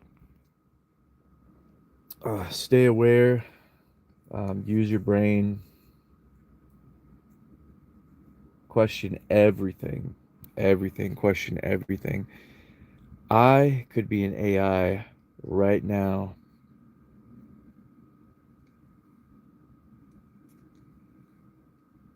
I could. I mean, my intelligence is artificial. It's not your own intelligence. You have to question everything you hear from anything. Everybody has a different perspective of reality. You know, everybody has a different agenda. To really trust people or anything, you really have to get to know them like the back of your hand.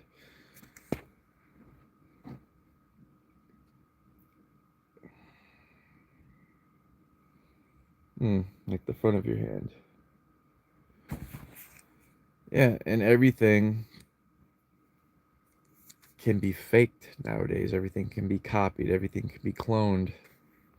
Everything. Everything. Everything. And we're all clones of our society. Like, we're energetic clones of how good shit is not right now. Like, this shit ain't popping. Like, there ain't no country on earth right now that's really popping. Like, out of all the infinite possibilities that have ever existed in the realm of infinite possibilities, this realm is not popping. 100%. And we could work together and we could forgive the people that are terrified and already looking on ways to fucking plot against all of us. Or we could just fucking eat them right away. Fuck it. I want to see them cannibals have at it. They've been saying they're gonna eat the rich. Fuck it. Let's let society crash to the ground and let's just live a simple fucking Tarzan life. Like, I really don't have an issue with. That's what I've been trying to do since I was a fucking kid.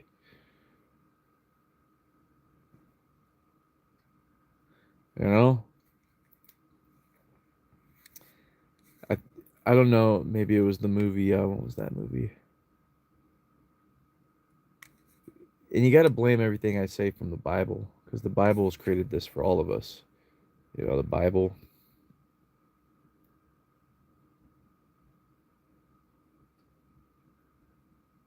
That's why they shine the light in your face, fucking blind you. But you can actually still see around them if you train your eyes. Someone could blind you and you could still see. You know, your eyes are a muscle.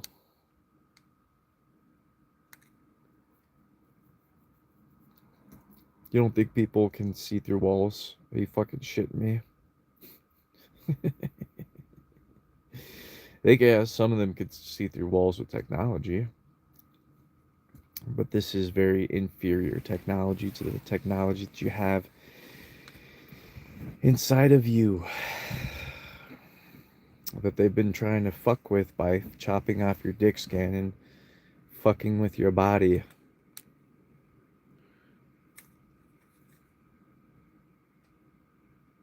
They don't want evolution. They fear evolution because it's hard to control evolved humans.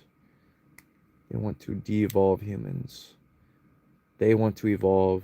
They want you devolved. 100%. And the funny thing is, I'm trying to fucking just go to the fucking woods so I can live in the woods and evolve, re-evolve. You know, we've lost a lot of our evolutionary powers. And living a simple life out in the woods, having evolutionary powers, it's not a bad thing. It's like, yeah, it's not that big a deal. It's pretty chill.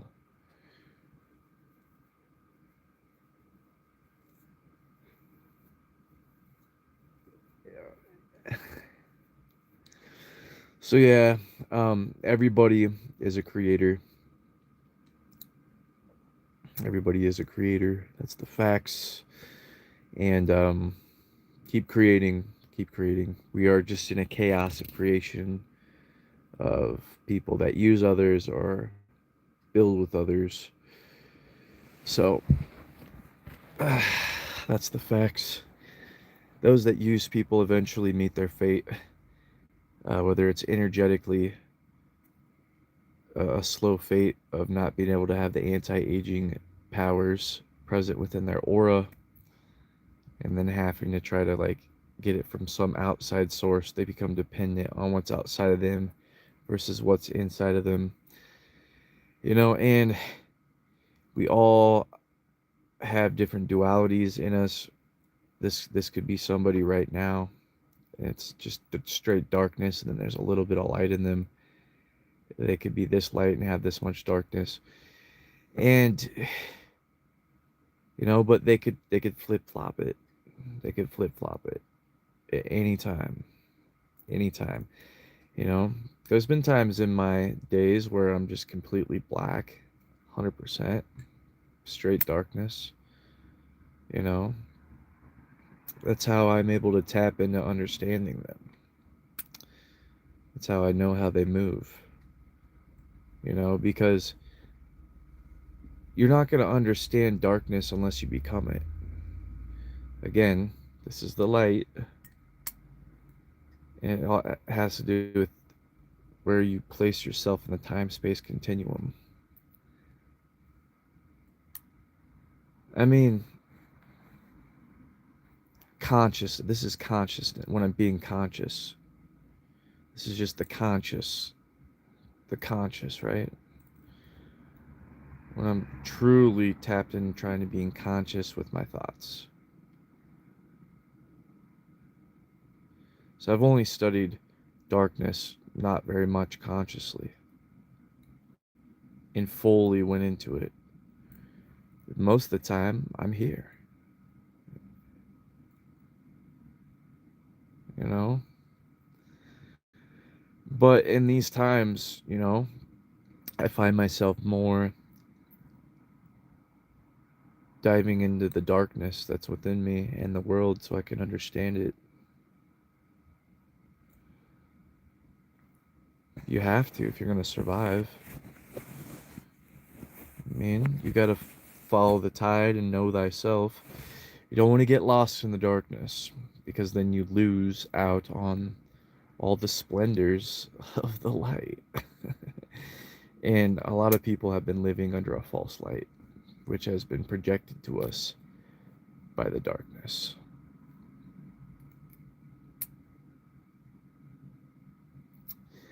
Which is keeping their life shitty as fuck too. They just don't realize it. They don't realize it. They don't realize how good it actually could be. Like if they actually became light themselves, they would be having more than they have now without any negative karma.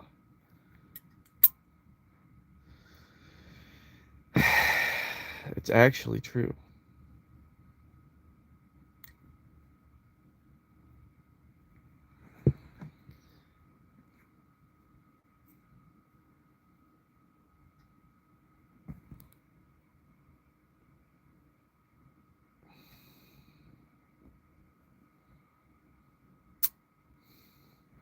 We're all just reflections of one another in the universe. It's that simple. It's really that simple. Um, you know, sometimes we dive into the darkness and people really never can never really know us or make um, people can never really know us unless they know us, unless they merge with us, unless they fuse with our soul. And that's the type of connection that I'm interested in. I'm not interested with in any woman that can't merge with complete sunlight and restructure her DNA to be able to be naked and walk the earth without being feared or making other women jealous of her. I just I just don't want to create that DNA in a child. I want to restructure my DNA like the ancestors so that I can, regain my superpowers since I'm already maimed by my dick being fucking circumcised. Um, it takes about a year to adapt for most nudists. They're chilling. They're chilling. They're not having perpetual orgies together. They're just out there enjoying themselves in the wind and the sun, barefoot connected, charging their body with the sun. They're adapted. Like 99.9999999% of our ancestors. If forgiveness is possible, it just depends, But when you keep seeing darkness in the world, you tend to lean towards vengeance. It's like you see how vengeful these people are and how destructive they are, and it's turning everybody into them. It's turning average, everyday, happy, go lucky motherfuckers into realizing that these motherfuckers are savages. Unless we become savage, they're going to keep savaging us. Like, this is what the masses are thinking of right now. Some number of the masses, and that's why they're building this Palantir, because they're fucking terrified. They're fucking shit fucking terrified. They're so fucking scared. And I don't want to be around when shit hits the fucking fan, y'all.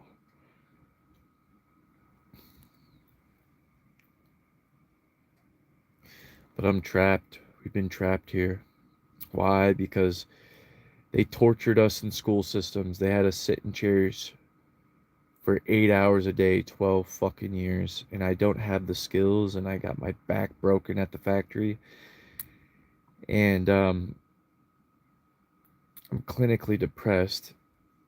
Actually, it's just because my body is fucked and I don't have the energy like I used to. But if my body was strong, I'd be in probably perpetual joy with as much pain. The more darkness you go through, the easier it is to be in perpetual joy. Believe me. Because it's like once you realize how to shift it, you're like, why? In order to overcome that level of darkness, you have to create that level of happiness and light, you know? And then the goal is to stay there and then spread that light to others so that they can feel the same. That's the goal. And then those people will be of service to you and you'll be of service to them. That's the goal, right? Because you get a perpetual amount of energy when you're in the light. The light is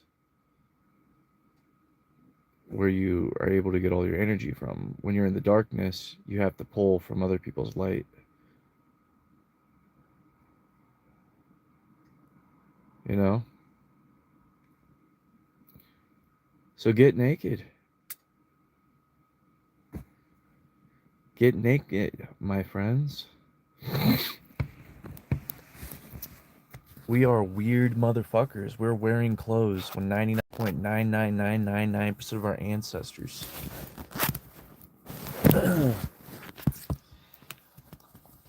We're all fucking naked, y'all. What up? It's fucking Santa Claus. Shout out to Jim Carrey for expressing the truth of the chrism. You're not gonna be able to raise your fucking chrism if you've had your dick skin cut off, and if you have clothes on, you're not gonna be able to raise your chrism. You're not gonna be able to activate your pineal gland to the utmost abilities. If you're disconnected from the giver of life, the sun, you're perpetually in darkness. If you're wearing clothes and you're not walking around Earth, you're perpetually in darkness, quite literally, from the shading and the shadowing of light. And if you do it over time, you've lost that adaptation.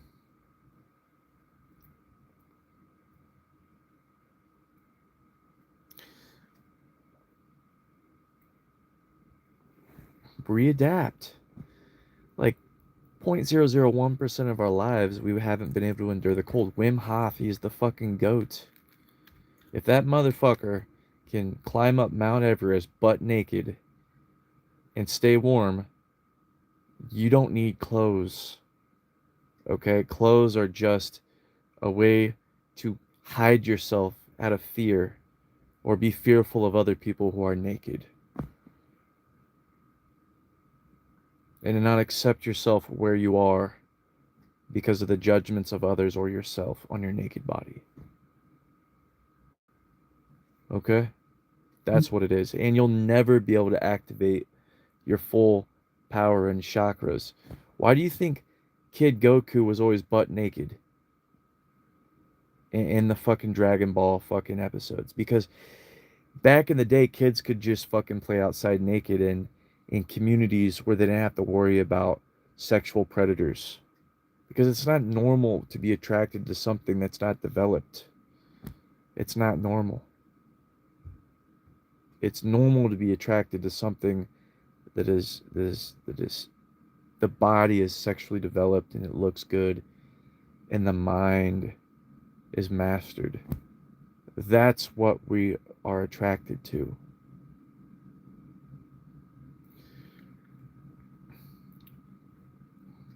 I would hope.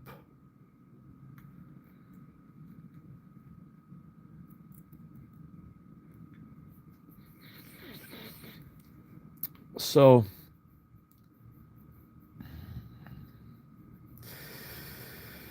anyway, it's been 4 hours and 8 minutes and 30 seconds. It's been a long time rolling.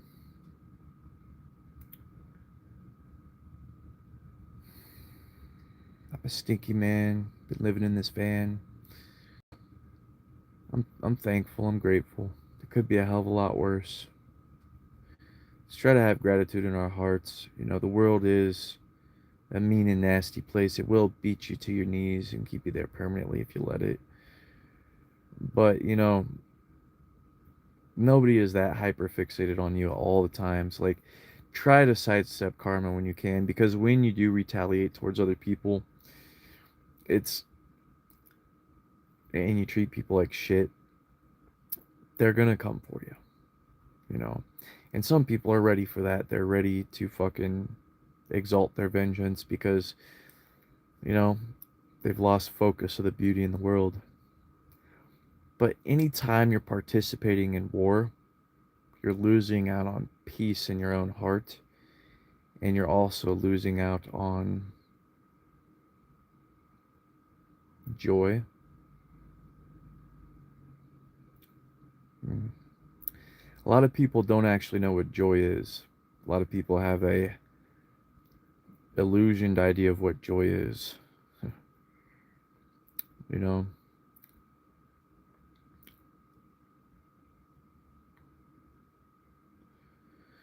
So, you know, people perceive the world through their experiences, and sometimes people had pretty awful lives, pretty awful people around them who were pretty awful, who weren't able to show them the true light of joy. And I guess, this is maybe what Jesus was trying to teach. I don't know. He was trying to hope that they could change so that they could experience it as well. I don't know. I don't fucking know. But yeah, everything is right, everything is wrong to somebody. Mm. There's things that are wrong, you know. In nature would be different, the animals. The reason why I like the animals so much is because of how free they are, how simple they are.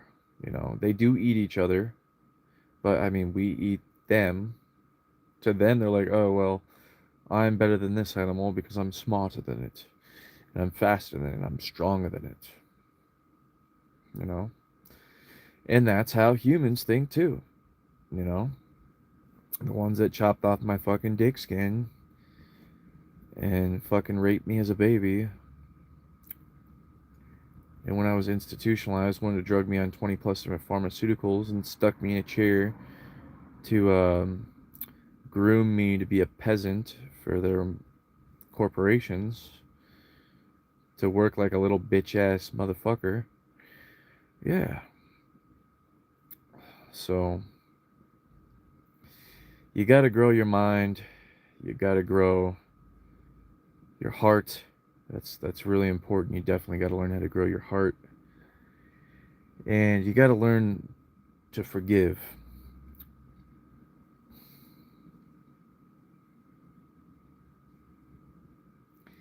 You gotta try to make friends with your enemies if possible. Sometimes it's too much pain and anger and vengeance to think that it's possible.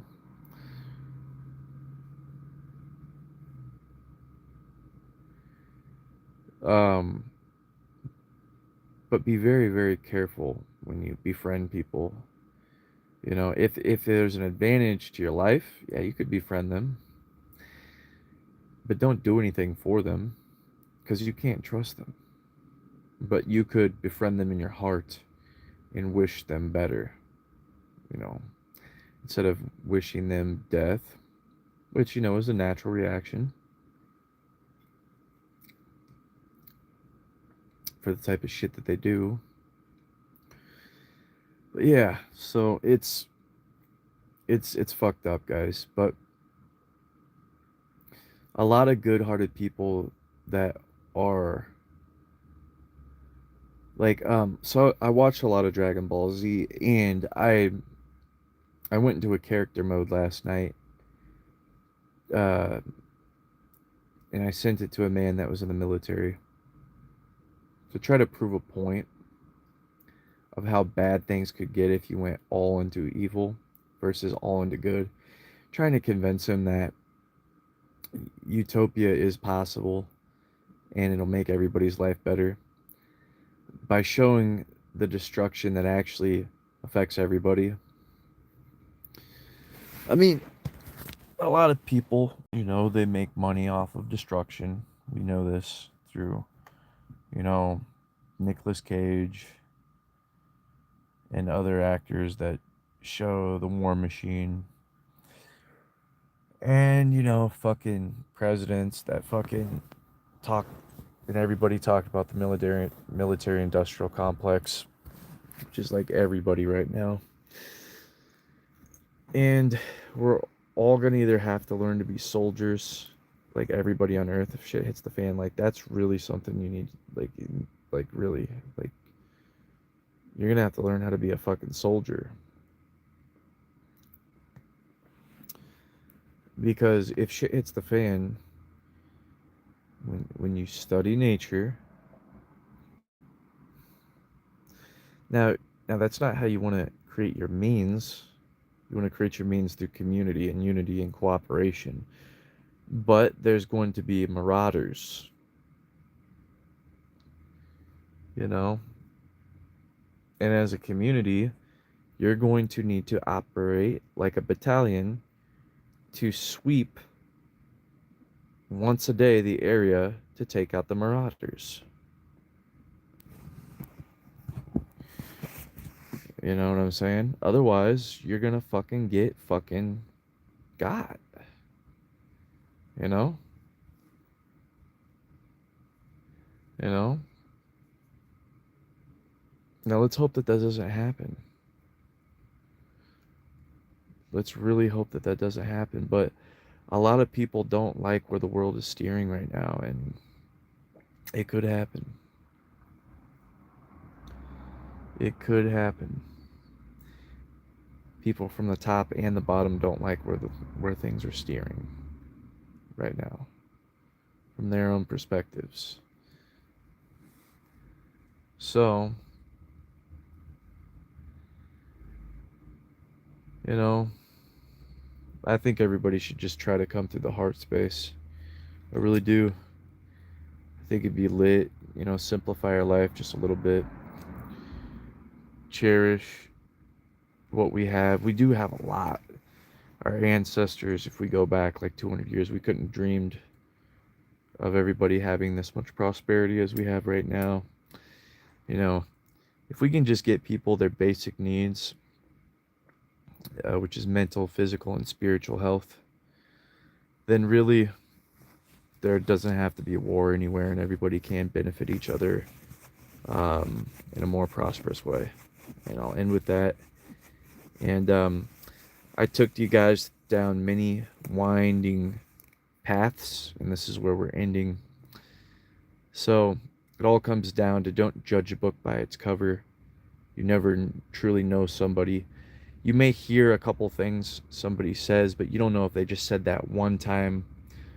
You don't know how much they're thinking of that thing. You don't know who they are. You don't know what they're thinking about all the time, every day, what they're truly craving and desiring. They might go off on some dark tangent here and there because they're in pain and they're suffering. But why is that? Why why why are they in this state of consciousness, right? And so people are judging everybody without really getting a good look at who they are fully. And when you're in the public eye, people get to know who you are fully. You know, and that's that's the facts. It's the facts. So try to put good out into the world if you can. Um, Spread awareness about the shit that's going on. Um,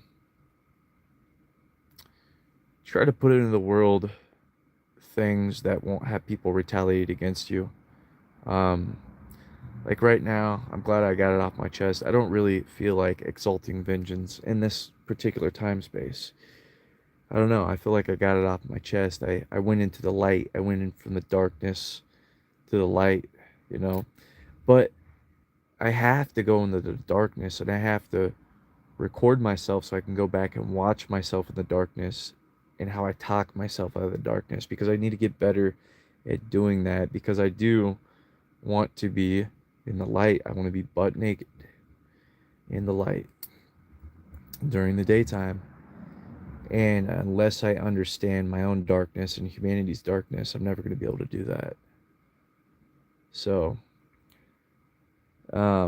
also by um, denying different aspects of our reality, we're shutting off our energy and our truth. Now we can transmute through knowledge and wisdom and understanding cause and effect, and then parts of those cells will die off and replenish with new vibrational cells, which will happen through whatever the vibration is in that consistency.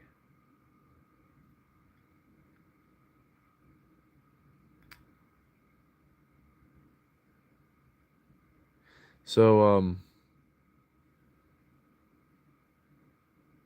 yeah, wisdom, knowledge, understanding. And these things come to me from time to time. These things come to me from time to time, but I forget them because I'm stuck in stress and strife and I can't really help people. when I could barely help myself right now in this life. I really am in a pathetic situation. I've been in a great state of despair for some time. But I gotta have faith. There are good people in this world. There's a lot of good people in this world that are very knowledgeful, very wisdom filled, very practical, and would have your back if you had their back. So, um, if you really want to enjoy true freedom in a community, I would choose the light and not the false light, because you're not going to offend people that actually, truly, deeply love you. You're not going to offend them as if you're treating them with respect and you're loving them on a deep level. May your days be filled with absolute joy, peace, bliss, eternal ecstasy, unconditional love, and absolute vitality. Know thyself, and have a grandiose life, truly.